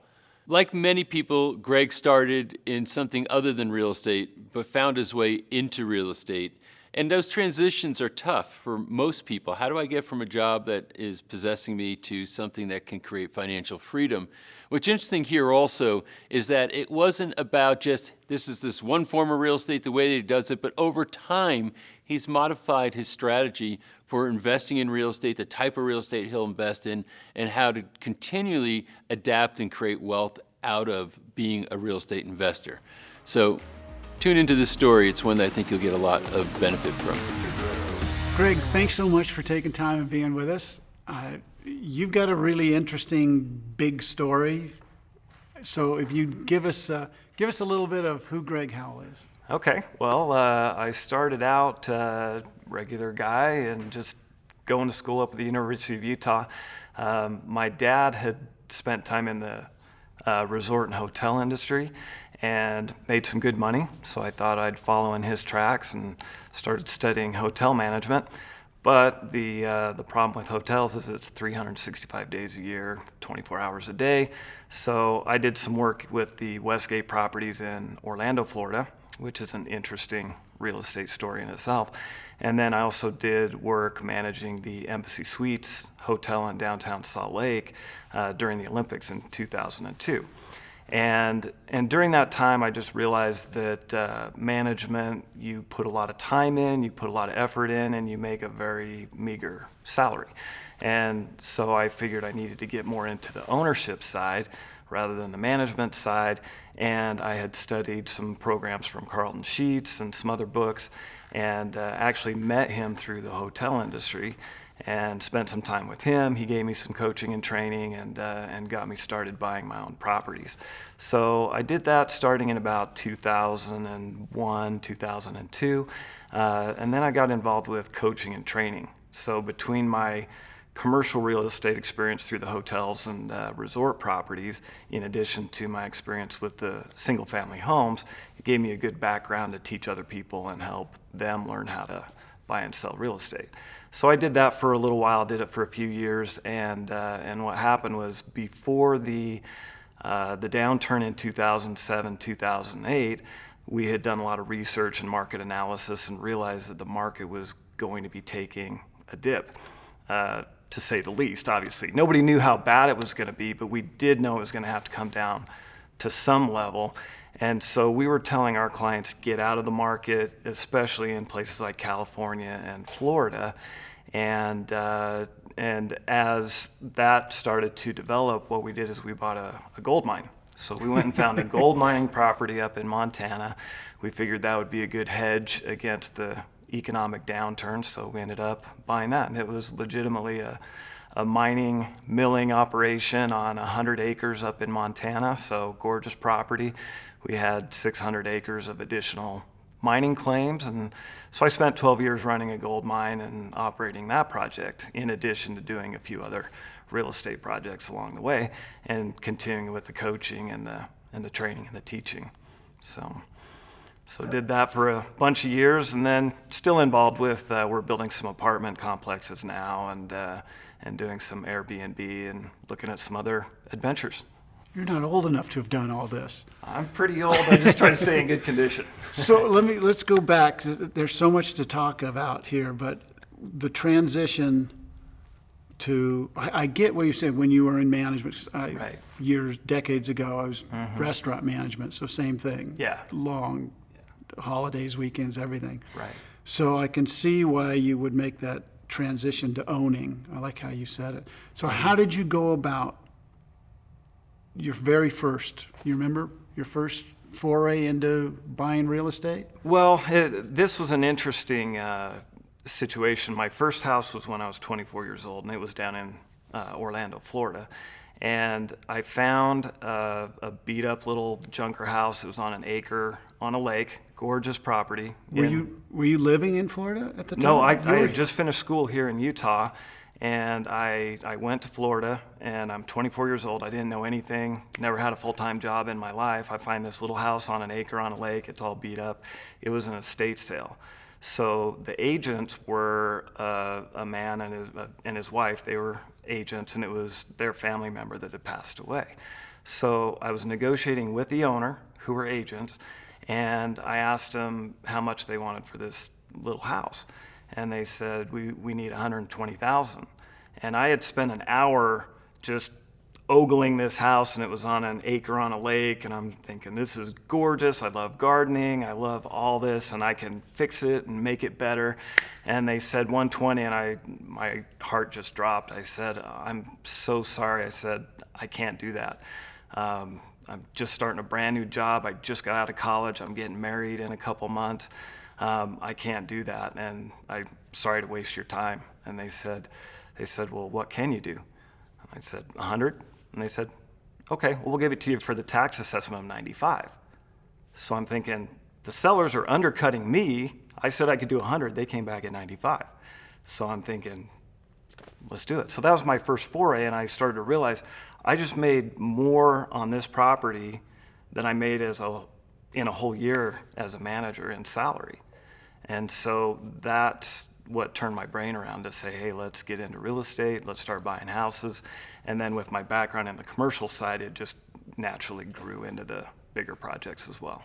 With that property in Florida, your first one, were you planning on buying and living in it, or owning or flipping? Just to live in and fix it up. But as we did that over time, just naturally fixed it up. When we sold it, we made $25,000 on it. And I just realized that was a lot easier than working 50 hours a week in a management position. So that started. So then, what did you start buying and flipping primarily, or? Once we moved back to Utah, then we got into flipping, started picking up rental properties. I actually had a bunch of medical debt, and so my dad helped me pay off the medical debt, and I had no way of paying him back. So we did a joint venture, and I know that was one of your questions. How do you get the money to do this? And I said, Dad, if you've got good credit, I'll show you how to get into this house with no money out of pocket.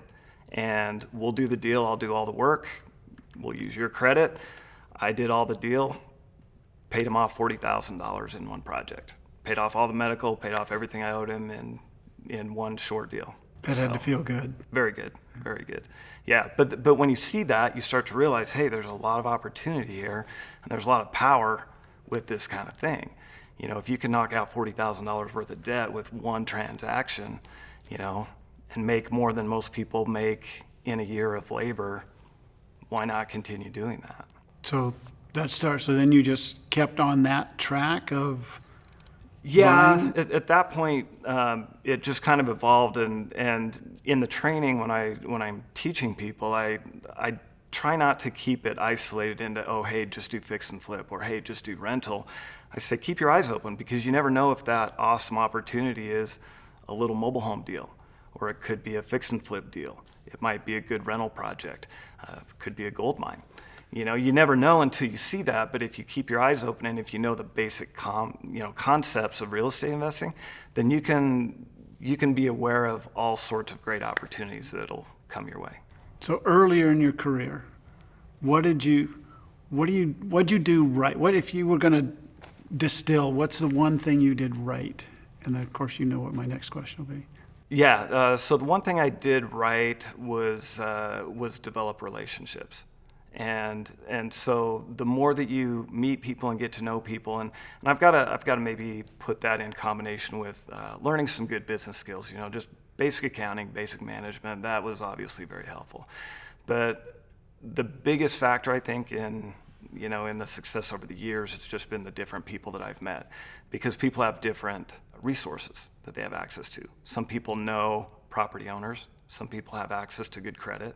Some people have some capital that they need to put to work, or know of people that have capital that need to put to work. And one of the things that I did over the years is I realized that I don't need to have anything, but I do need to know how to put the pieces together. So what I tell my students is, you need to be a puzzle doer. You need to be able to say, hey, I need three things. I need a project that makes sense. I need somebody that has good capital, and then somebody that has some good credit. And if I can find those pieces and put it together, then all of a sudden I can put a project together. I don't have to bring anything to the table necessarily. And all of a sudden I'm a part owner in a $24 million apartment complex. I want to stay with relationships. Right. Right? Did they grow organically, or what did you do to grow those? I mean, obviously it takes years of time and, in order to develop all of that. But it's just keeping contact with people that have resources. You work with people in the hotel industry, for example, and then over time you go your own way. They go to different hotels, you go into a different field, but you keep making contact with the people. So if you know people that are high caliber, that have good situations that they're dealing with, good resources, I would always send them a text or an email and just say, hey, how are you doing? Checking in every 6 months, once a year, just to keep those relationships alive. So you got diversified pretty early, but you finding people with capital. So were you doing a lot of this with other people's money? Yeah, a lot of times the banks have the capital, and if you know people that have the credit, you don't necessarily have to bring the money to the table.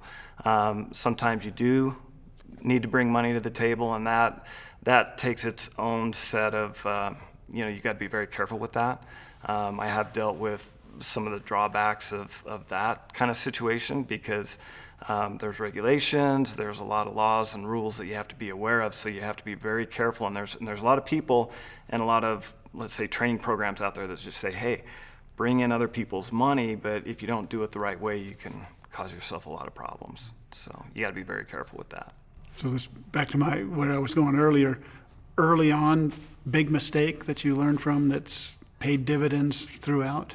Big mistake, don't trust the government. We're seeing that right now. I mean, they're coming in and they're putting on a eviction moratorium.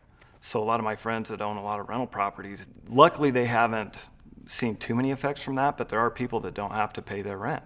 And it's mainly with federally subsidized loan programs, but then it's expanding in some areas to where anybody doesn't have to pay their rent and they won't get evicted. So there's a lot of landlords that, that need to know maybe some other ways to deal with real estate so they're not going to get hit with that.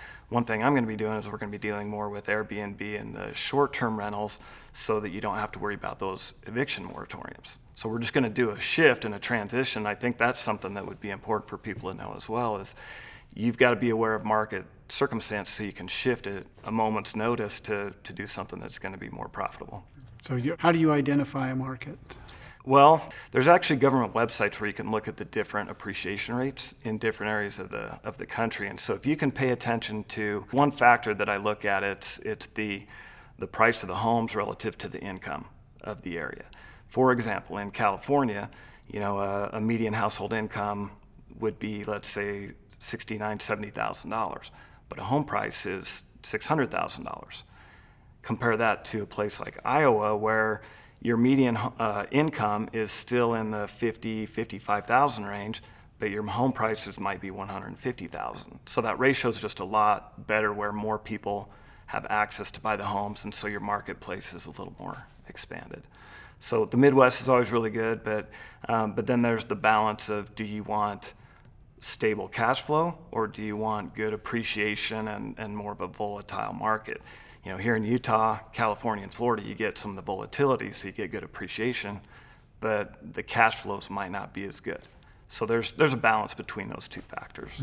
Cash flow for most of us getting into real estate is probably, I mean, we know appreciation, but I think a lot of us want to get into it to create cash flow, right? Cash flow kind of gives you the lifestyle, right? I mean, we do all of this to create a lifestyle, not to just have a war chest at our funeral. Right. So how do you go about creating cash flow? Well, it's a longer term plan, I think. In order to get some of the longer term hold projects, whether it be, you could do a motel, you could do a few mobile homes, you could do rental houses, you could do a variety of different things. But in order to do that, you need to build up a little bit of capital, or you're going to be using other people's capital, and then you lose a part of that profitability to a partner, let's say. So if you want to do it yourself, you would probably need to bring in and develop some capital sources of your own, and the best way to do that might be to flip some properties, do some wholesale flips, where you just get the contract, line up the deal, put it under contract at one price, and then find somebody else who wants to buy it long term and sell it to them for a little bit of a higher price. So you make a quick buck. It might be $5,000 or $10,000 or $15,000, so it's not a huge hit, but it puts enough money in your pocket that you can then start developing a down payment for a longer term hold strategy. So it kind of is a strategy that you got to develop as a whole, instead of just saying, hey, I'm going for long term cash flow. Just to clarify, when you say mobile home, you're not talking about buying a mobile home, you're talking about mobile home parks? Either or. You could, Yeah? Yeah. So I actually did a mobile home, just one home in the park, bought it for cash, at let's say $13,000, turned around the next day and sold it on contract, 4 or 5 days later, sold it on contract at 13% interest for $25,000. Between the interest that you make on that deal plus the spread on the price, you're making good money, but it's just a spread between paying cash versus selling it on financing. And that was an actual mobile home. So we didn't own the land. We just owned the actual mobile home in somebody else's park. They owned the land, but we made, what is that, $10,000, $12,000 plus interest, 13% interest for a period of time. It's a good hourly wage. Not bad. Yeah. So how did you find that? So that goes back to the relationships. A buddy of mine that I actually coached with years and years ago, probably 15 years ago, he actually found it. He had too many. And so he said, hey, Greg, do you want to do this one? I said, sure, let's do it. So he passed it on to me. So this is one of the things I love about you. There's so many spokes off of real estate, right? Commercial, and you kind of keep an eye on everything, including a gold mine. Yeah. Have you bought just land, farmland? I actually did. I actually bought some land. So I kind of developed a strategy years ago, because I was working with some people in the Northwest. And we were just kind of trying to figure out where to go. And I found a website years and years ago called Mapathon, and they had a map on there of Oregon. And I love Oregon. And one of the maps showed population density. And I looked at it, and I could see the freeway system based on population density. It didn't have the road on the map, it just had colors. But I could see where Portland was, because it was a higher density, and I could see where Grants Pass was, and Eugene right in the middle, because, and I'm thinking, hey, the population density is following that traffic corridor, and if I just go outside of those heavily populated zones, let's say 10 or 15 minutes down the freeway, within 5 or 10 years, that land that you buy for dirt cheap is going to be a lot more. So I did that. Here in Utah, I went and bought some property up by I got 20 acres up by the hot springs, up by Crystal Hot Springs. And, it's the same concept. So you buy the land, waiting for it to appreciate in value as the development starts to move out in those directions. And so it's a little bit of a longer term play, but you're getting property for very cheap. I love it. You're into everything. Yeah. Where have you had a big swing and a miss? One thing you do have to be careful of is dealing with partners. And so sometimes partners are not always the most honest of people, or, and it's not necessarily their honesty, but sometimes people get into circumstances that, drive them to do things that maybe they shouldn't do. And so there have been times that I've gotten into trouble working with partners that have been unscrupulous, and everybody I know who's been in this industry has run into that. They've had stuff stolen from them, they've run into bad circumstances, and And that's something I think that's been valuable for me over the years is I've got a core group of people that I partner with that I've done business with, that I've tested. And one thing that I've told people is that it's okay to go in and fail. And let's say you get into a bad partnership, learn who that person is and then stay away from them. But if you can get 10 or 15 people that you know are good people to work with, then over the years you can kind of focus your energy in doing projects with them and avoid the problem people. Have you used partners and their credit asset versus banks more so? Very commonly, yes. Yeah? Yeah, because one of the things I've seen over the years is it's very easy for an investor to get capped out in terms of resources. So a lot of these people that you see that do a lot of real estate, you're thinking, oh, they're just flush with cash.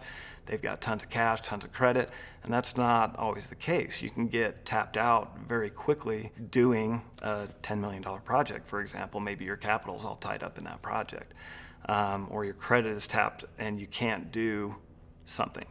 Some of the people I've worked with in the past, I've said, hey, can you partner with me on this project? And they said, no, I can't right now. I'm busy, I'm tapped on this, and I can't help you.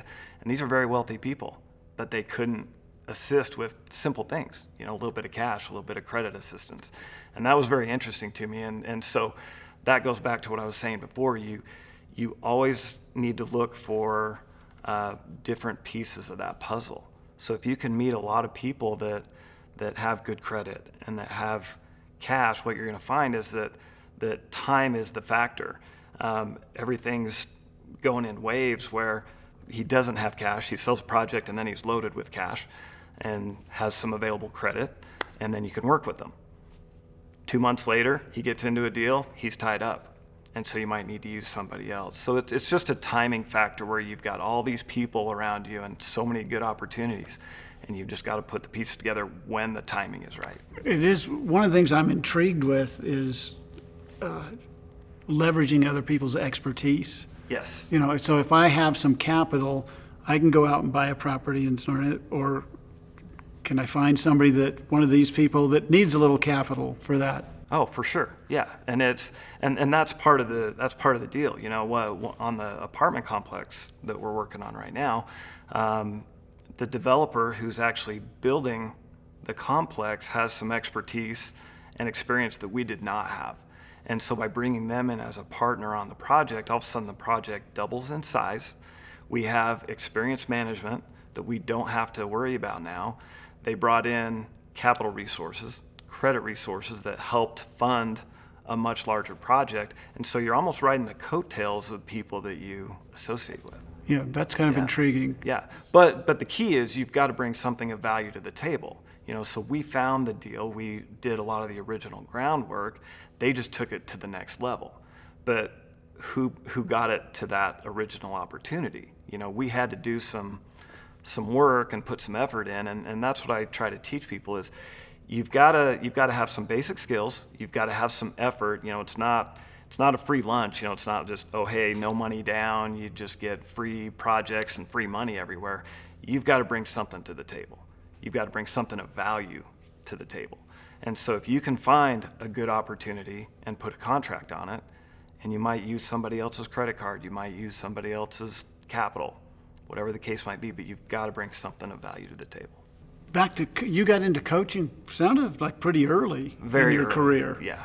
And like, I can do this, I can teach people. What made you think you could teach people that early? That was interesting because it was a fairly new group that was doing real estate coaching, and I had, I would say, fairly limited background, but I had some good commercial management background with the hotel and resort experience that I had.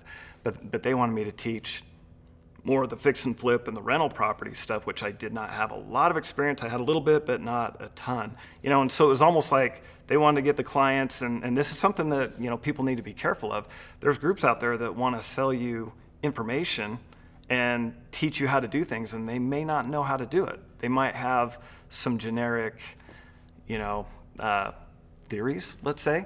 They watch some YouTubes. Exactly, and they may want to sell you a $15,000 program and sell you a cheesy book or something that's a lot of yay rah, let's get this going, but not a lot of substance.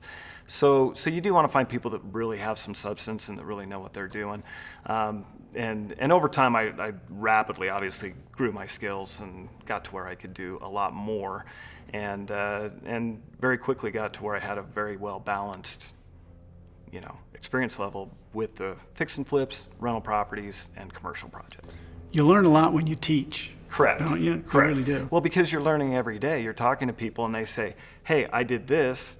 And I'm sitting here thinking, note to self, don't do this, And you do that all day, every day for a while and get pretty smart. Yeah, they ask you questions that you hadn't thought of. Exactly. And you're learning from their experience and their mistakes and the things that they have success with.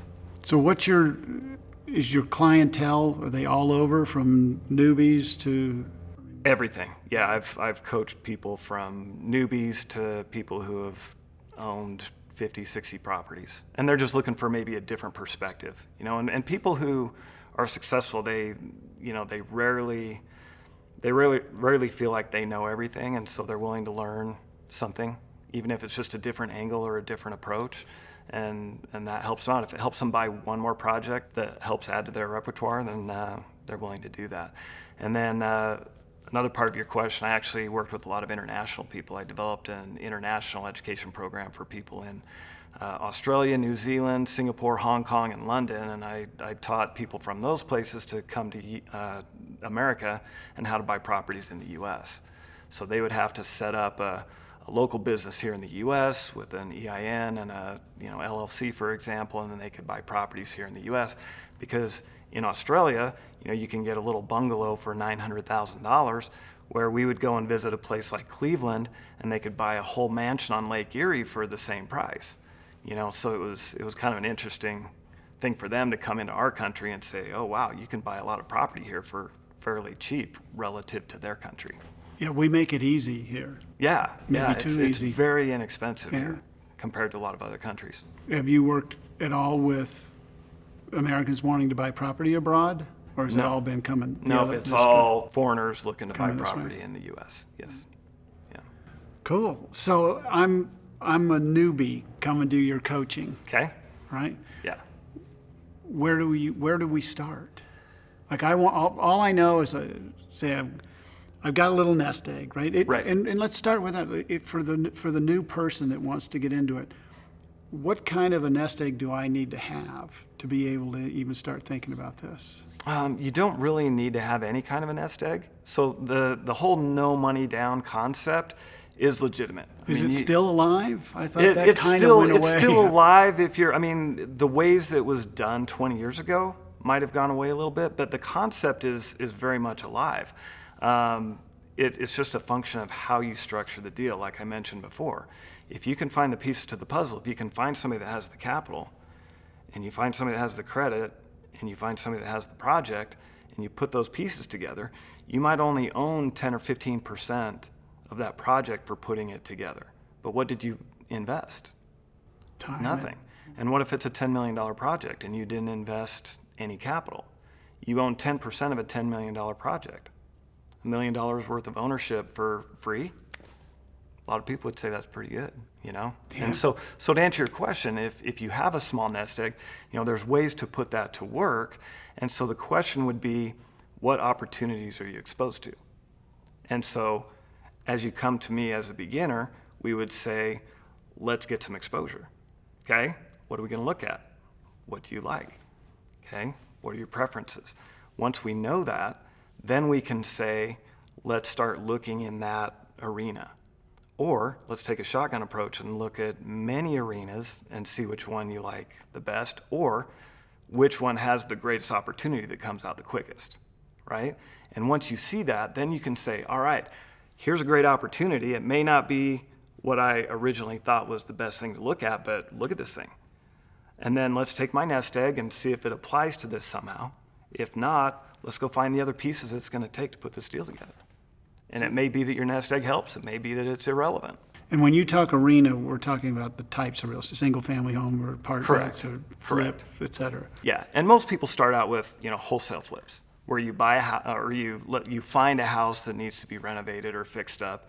You put an offer on it. You put it under contract. So you own the rights to that house, you own the contract, and then you go find somebody else, first-time home buyer or another investor, and say, hey, look, I did the legwork, I negotiated and found this good deal. Do you want to buy the contract off of me? And so they come in and buy the contract. You make $5,000 or $10,000 or $15,000. They get the lion's share of the deal, but you're making some good money for a little bit of effort. And so that's how people start. And then you can jump into mobile homes. And for example, let's look at the mobile homes. Pretty low barrier to entry, right. $10,000 or $15,000. You can go mow some lawns and come up with that kind of money, right?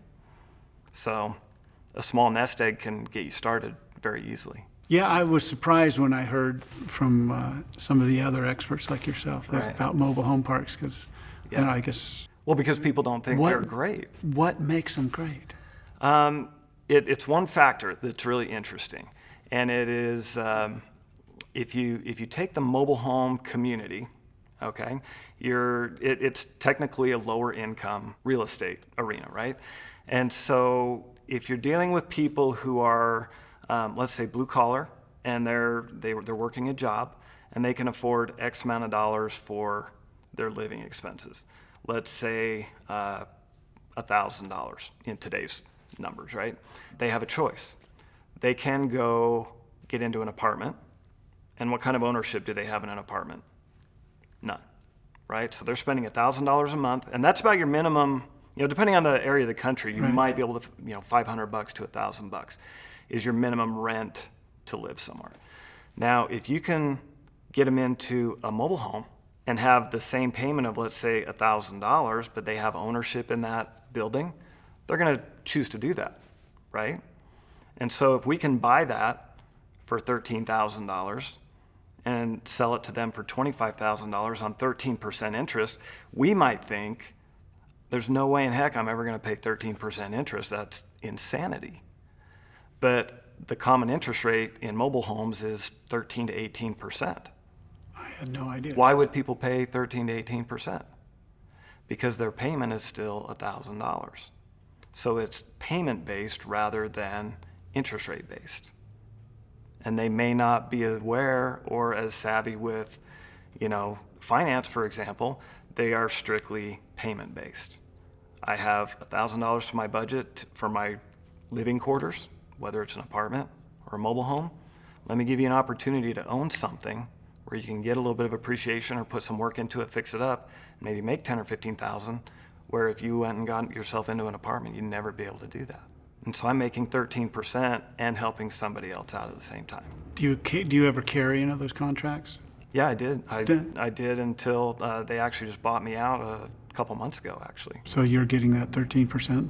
I was until a couple months ago until they bought it out. Yeah, they paid it off. So, yeah, interesting. That's good interest. Yeah. Yeah, interesting. Yeah.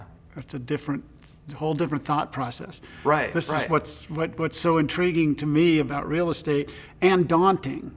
Yeah. Is there's so many, and you're involved in commercial, a gold mine.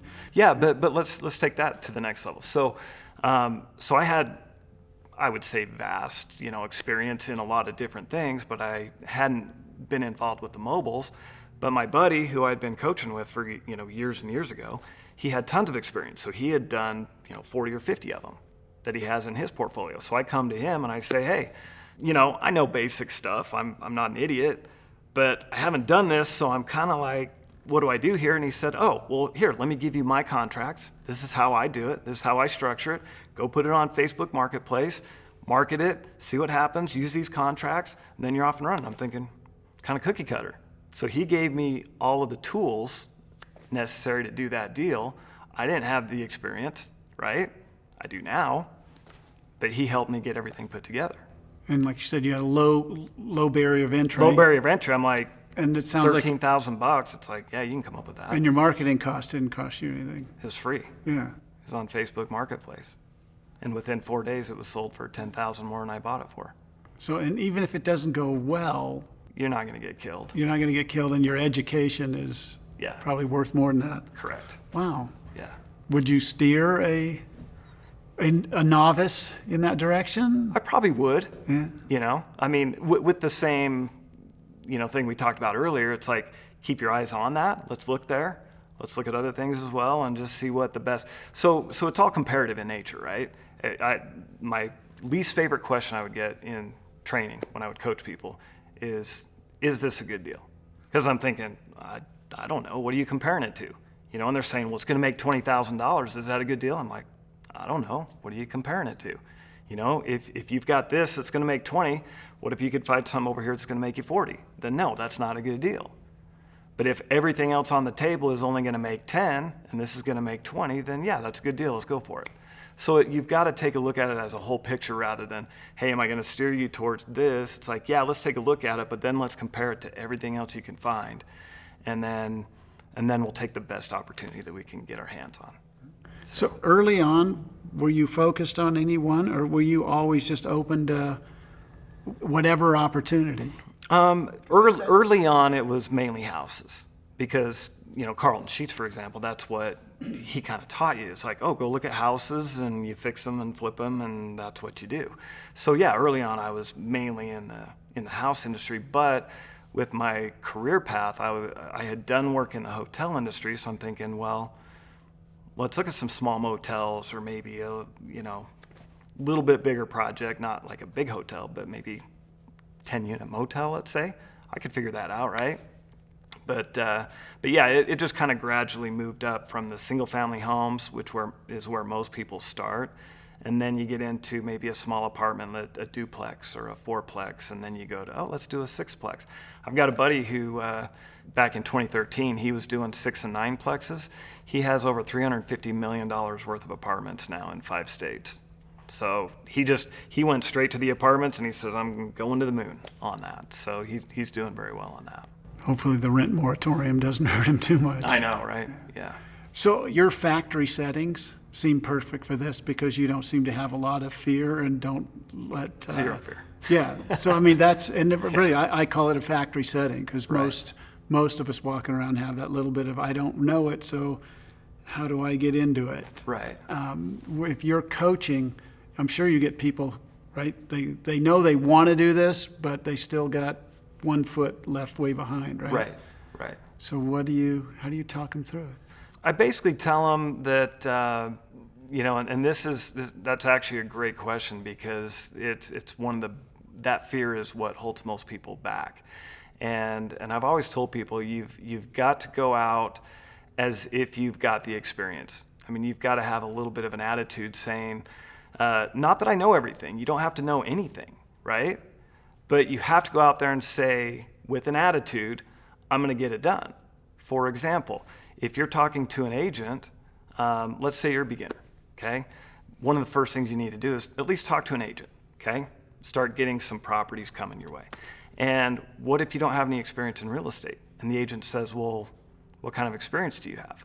And you say, well, I don't know, I'm kind of new and I haven't done much and I'm kind of a baby and like, I don't know, I haven't done what kind of confidence does that breed? Yeah, next. None. Yeah, they're going to be like, I don't even want to work with you.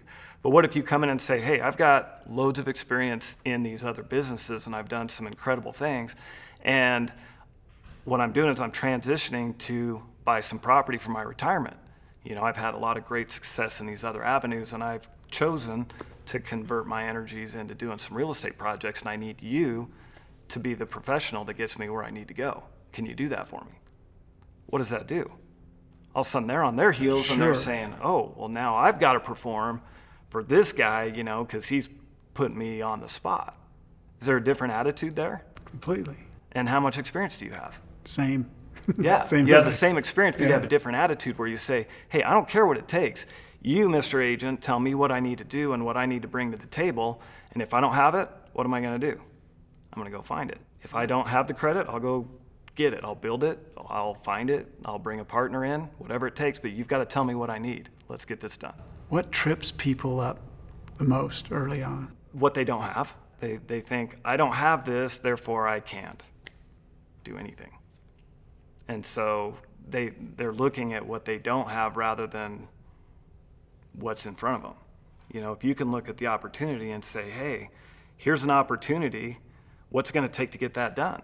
I mean, if you look at any property out there, whether it's a house, hotel, a mobile home, whatever it is, what's it going to take to get that done? You can probably figure it out. It's 3 things we talked about, right? You need some cash, credit, and the project itself. It's just 3 things. Yeah. So what do you do if you don't have 2 of those things? Go find it. Go find it, get it. Simple. Yeah, Simple it can is not. be. It's, It well, can. I've always like I tell. It's simple but students, not easy. yes. Yes. So you got to know the difference between those 2 things. Hmm. It's very simple, but it's not always easy. I love how you've opened my eyes. My experience so far is single-family homes. Right. We haven't flipped any. We bought and rentals. Okay. Okay. It's been working. It's created cash flow. Right. You know, my wife and I lead a really fun nomadic lifestyle. Right. And that funds it. Yeah. But they're paid off. Right. So I'm like, should we be pulling some of that equity out and repeat, buy some more? Right, right. And I was pretty convinced of that. And then the way the economy, the government's going, I was like, Yeah, what do you do? So for the past 10 years, when I'd coach people, this is just my personal philosophy. I think for your own home, get it paid off and leave it. Because especially with the last couple of years, you don't know what the government's going to do. They do some crazy stuff. So I feel like you should have your own home that your kids live in, where you've got your family. You need to have that sucker paid off, so that you've got some control. And because people ask that same question, do I leverage my house and take out all that equity and buy some stuff? If you're young, yeah, you can do that. It's that same risk profile that they talk about when you're doing your retirement planning, right? If you're young, you have time to rebound if something goes haywire. So yeah, take that risk. If you're like our age, and you're getting ready to retire, you might want to be a little more conservative. So I'd say pay that off, leave it alone. If you've got investment properties, leverage the heck out of those, because those are business accounts. That's what they're for. And then you can take a look at it and say, hey, do we want to be more conservative and take 2 of our rental properties and leave them paid off and just keep that cash flow going? You've got excess capacity that you're not using, right? So that's limiting your growth, but you're going more for safety and saying, let's keep them paid off and just take the income. Because at some point, when your kids are gone and it's just you and your wife traveling, you don't need 50 properties. And that's another thing that I think a lot of people don't realize, is how little it takes to have a good lifestyle. Everybody hears these gurus, like we said, I hate that term, right? Everybody hears these gurus on TV and they're like, oh, he owns 400 properties. Oh, this guy owns 200. And they're thinking, I'm not going to be a success until I own 200 properties. And they think, I'm not ever going to get there, so I'm not going to try. Well, what if you could be a great success with 5 properties? Some people live off of $5,000 a year. If you have 5 properties bringing in $1,000 in income after you've paid them off, you've got a decent lifestyle. You're not rich, you're still middle class, but that's just 5. So people don't realize that you can do a lot with very few properties. And that's why I feel like everybody should get started, because it can make a difference. Yeah. Well, that's a key thing. I think we all have to define success for ourselves, Right. right? And so how do we feel good? What feels Yeah, good? so what I've always done with people, I say, let's do a baseline initially, right? And so what's a good income? Most people would say 6 figures is a good income. 100,000, 120,000. So let's, and this is something I did when I worked in the hotel, 20 years ago. Let's start at 10 properties. Because if you get 10 properties paid off, let's say you could do that over the next 10 years. Most people, have at least 10 to 15 years. So if you can get 10 properties paid off and the minimum rent you're going to get from those is $1,000, you've got $10,000 a month in income minus some expenses. You're $120,000 a year. That's a good income off of 10 houses. Anybody can manage 10 houses, right? Well, 10 houses, would you, I guess, if that's what you're doing, Right. then you're the property manager? Not necessarily. Not necessarily. You may want to be in the early stages because your profit margins are lower. You've got a lot more expense up front because you got the full mortgage on the front end, right? But over time, if you can bring in a property management company, what do property management companies charge? 7 to 10% of your gross rents. So if you're bringing in $1,000 and you're losing $100, $70 to $100, $150, You know, that's not a huge cost. So let's say you're bringing in $10,000 at the end of the period, right? Your homes are paid off, and you're losing $1,000 to management costs. Let them do it. Yeah. Right? Make $90,000 a year instead of $120,000, right? So you're still buying properties? Yeah, I'm always in the market for properties. It's, you know, obviously right now we're working on some bigger projects, and so. Yeah. So I had another friend who's done very well in real estate, and he's now of the like, get rid of everything, cash is king, because you're Right. going to buy it all back in 2 years for pennies Correct. on the dollar. Yeah. Well, and you should have been in the movie, right? You saw 2008 coming before Oh yeah, it came. Yeah, And, we didn't see exactly how bad it was going to be, but it wasn't like The Big Short. But it was similar to The Big Short, where we had done the analysis on, you know, it's FHFA.gov, and I can show you how to analyze the stats in there to where you can know exactly where it's headed. So like I said, you should have been in the movie. But you, even though you didn't see the depth, the advice you gave your people was Get spot out, on. yeah, right? kill it. So different now? Not so different. It is like your buddy said. I would agree with that. Cash is king right now because there's a lot of uncertainty, and it's an interesting question because you've got the macroeconomics going on right now, where the government's doing some wonky things, and the prices are really high in a lot of the markets.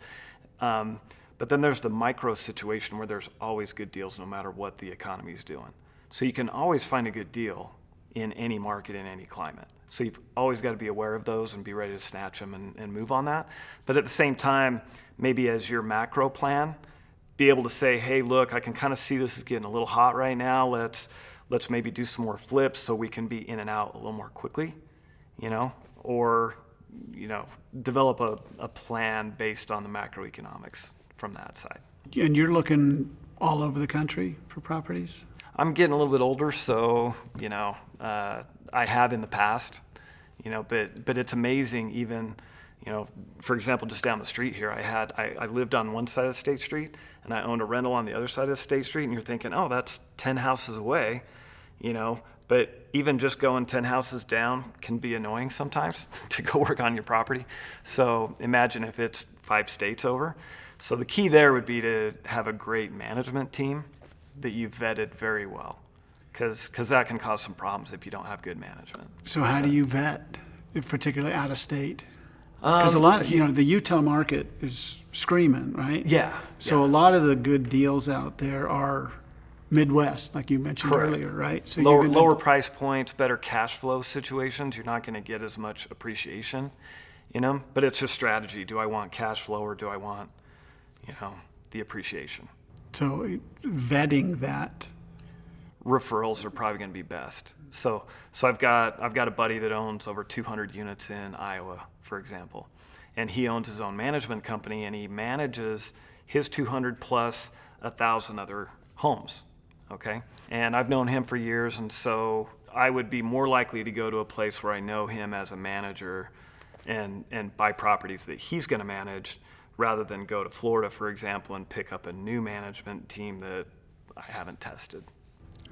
So if you can get a referral from somebody, then that's better. Otherwise, you do need to vet them and look at their track record and make sure they're not going to take advantage of you. Because one thing that management companies can do is they can, knowing you're out of state, they'll give the contracts for mowing the lawn to their nephew at super high prices, and all your profitability just goes out the door, and you waste a bunch of time and money. So what's the old curse? May you live in interesting times. Yes. Yeah. So we live in interesting times. Yes. But real estate, I don't think I'd recommend people do anything different. I mean, you know, there's plenty of other things that you could do and that you should do at times, but never at the exclusion of real estate. Let's put it that way. I like that. So again, you're coaching me. We're going to do we need to find my risk tolerance? Yes. What all we got to figure out? Your risk tolerance, your likes and dislikes. Some people don't like talking to people. They don't like more of the management side. Okay, if that's the case, let's do some, you know, wholesale flips where you're not dealing with people as much. If you're a people person, I'm kind of a people person. I don't mind working with maybe some tenants or doing more of the management side. So yeah, we've got to figure out what makes you click and figure out what you like doing so that we don't get you into something that drives you crazy for the next 10 years. So When you got into flips early on, how much of contracting were you doing? contracting. Well, how much of the fixing? That's an interesting situation. So I was trying to do it all because I wanted to save a buck. So I remember there was one in particular. It was the one right down the street here. I was finishing up the basement apartment. I need to do the flooring, and I'm thinking I can do flooring. I'm not good at it, but I can do it. So I did it. It took me 3 weeks, and it cost me a month's worth of rent because it took me into the next month. Whereas if I would have paid somebody a few $100 to do it, I would have gotten that next month's rent because it would have been done quickly. So I've learned, have somebody else do it that's good at it, and then you make the money. If you think you're good at stuff, you're probably not as good as the pros, and let them do it, and you make money. All right, so you don't need to know everything at first. You don't need to know anything. as long as you know how to find a good contractor. Exactly. And again, referrals, I'm guessing. Right. Yeah. And I do want to wrap up Airbnb. Right. Because my wife and I, we've been traveling. We've been staying at Airbnbs all over the place. But I hear Right. more and more about you're buying Airbnbs. Yeah. So I'm actually converting one of my properties to an Airbnb. I had the choice to go straight rental versus Airbnb, and with the eviction moratorium that the government's doing, that tipped the decision into Airbnb. Because then you're strictly on a contract basis for a short-term rental. You're more of a hotel than doing a long-term tenant situation that the government's going to come in and say, hey, they don't have to pay you rent. Right. So that made that decision for us. We're going Airbnb. Is this your first Airbnb? Yes. Oh, okay. Yeah. And it probably won't be the last, but it definitely, with the way the economy's going right now, it's making that choice easy. Interesting. Yeah, it's a little more cost up front because you've got to furnish it and put it together a little more, and you've got more uncertainty because you don't have people in there. Your income isn't guaranteed for the year like you would with an annual contract with a lease agreement, right? So there's a little bit of a trade-off there, but on a nightly rate you can probably make a little bit more, but then you've got housekeeping and a few other costs. But again, that's my background in hospitality management, so I think we can figure that out. So, Are there places to go to see the viability of an Airbnb in an area? viability in terms of should you get into it, or Yeah. Is it a worthwhile investment in this area? Right? It would be a basic financial analysis. So if you're looking at for example, where my property is, if you look at the Airbnb prices for that area, you've got to analyze and say, okay, what's the mortgage on that property versus what kind of income can you create off of whether it's $50 a night or $120 a night, and how many nights are you going to be able to get it rented out, and is that going to cover your mortgage? So it's just a basic financial analysis to decide, is that going to fly or not? I'm just curious, is there a place to go? I mean, they're all individually owned. I was just wondering does Airbnb publish any statistics on percentage of nights booked? I haven't looked into that a whole lot, honestly.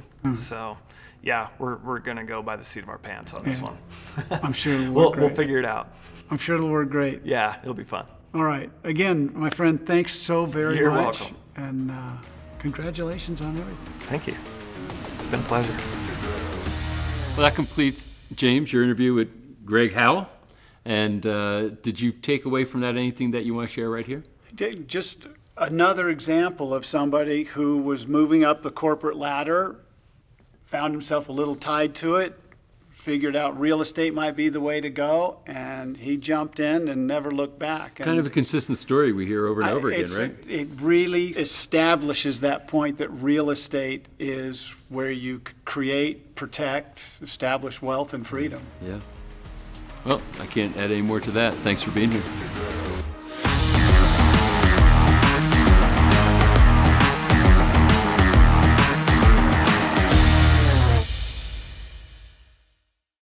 Well, that concludes episode 9 of our 9-part docuseries. Thank you so much for being here with us. Thank you for taking this journey. Thank you for all of the support that we got along the way. It's been a very gratifying experience. And one good idea out of this series, just one, could change your entire life, and certainly most people got more than one good idea. If you've already invested, thank you for making that investment. It really means a lot to us. We know your time and your money is something that is precious. We don't take that lightly. We want to make sure we're delivering value to you. So thank you for making the investment. If you haven't, we are still in the free viewing period right now. You'll have an opportunity for a short period of time to take advantage of the varying packages, discounts, and bonuses that we're offering right now at this moment in time. So take a look, see what's there, pick the right package for you, and invest in your future. It's been a great privilege to be with you through the process. Thank you for being here. And that's it. We'll sign off now with episode 9.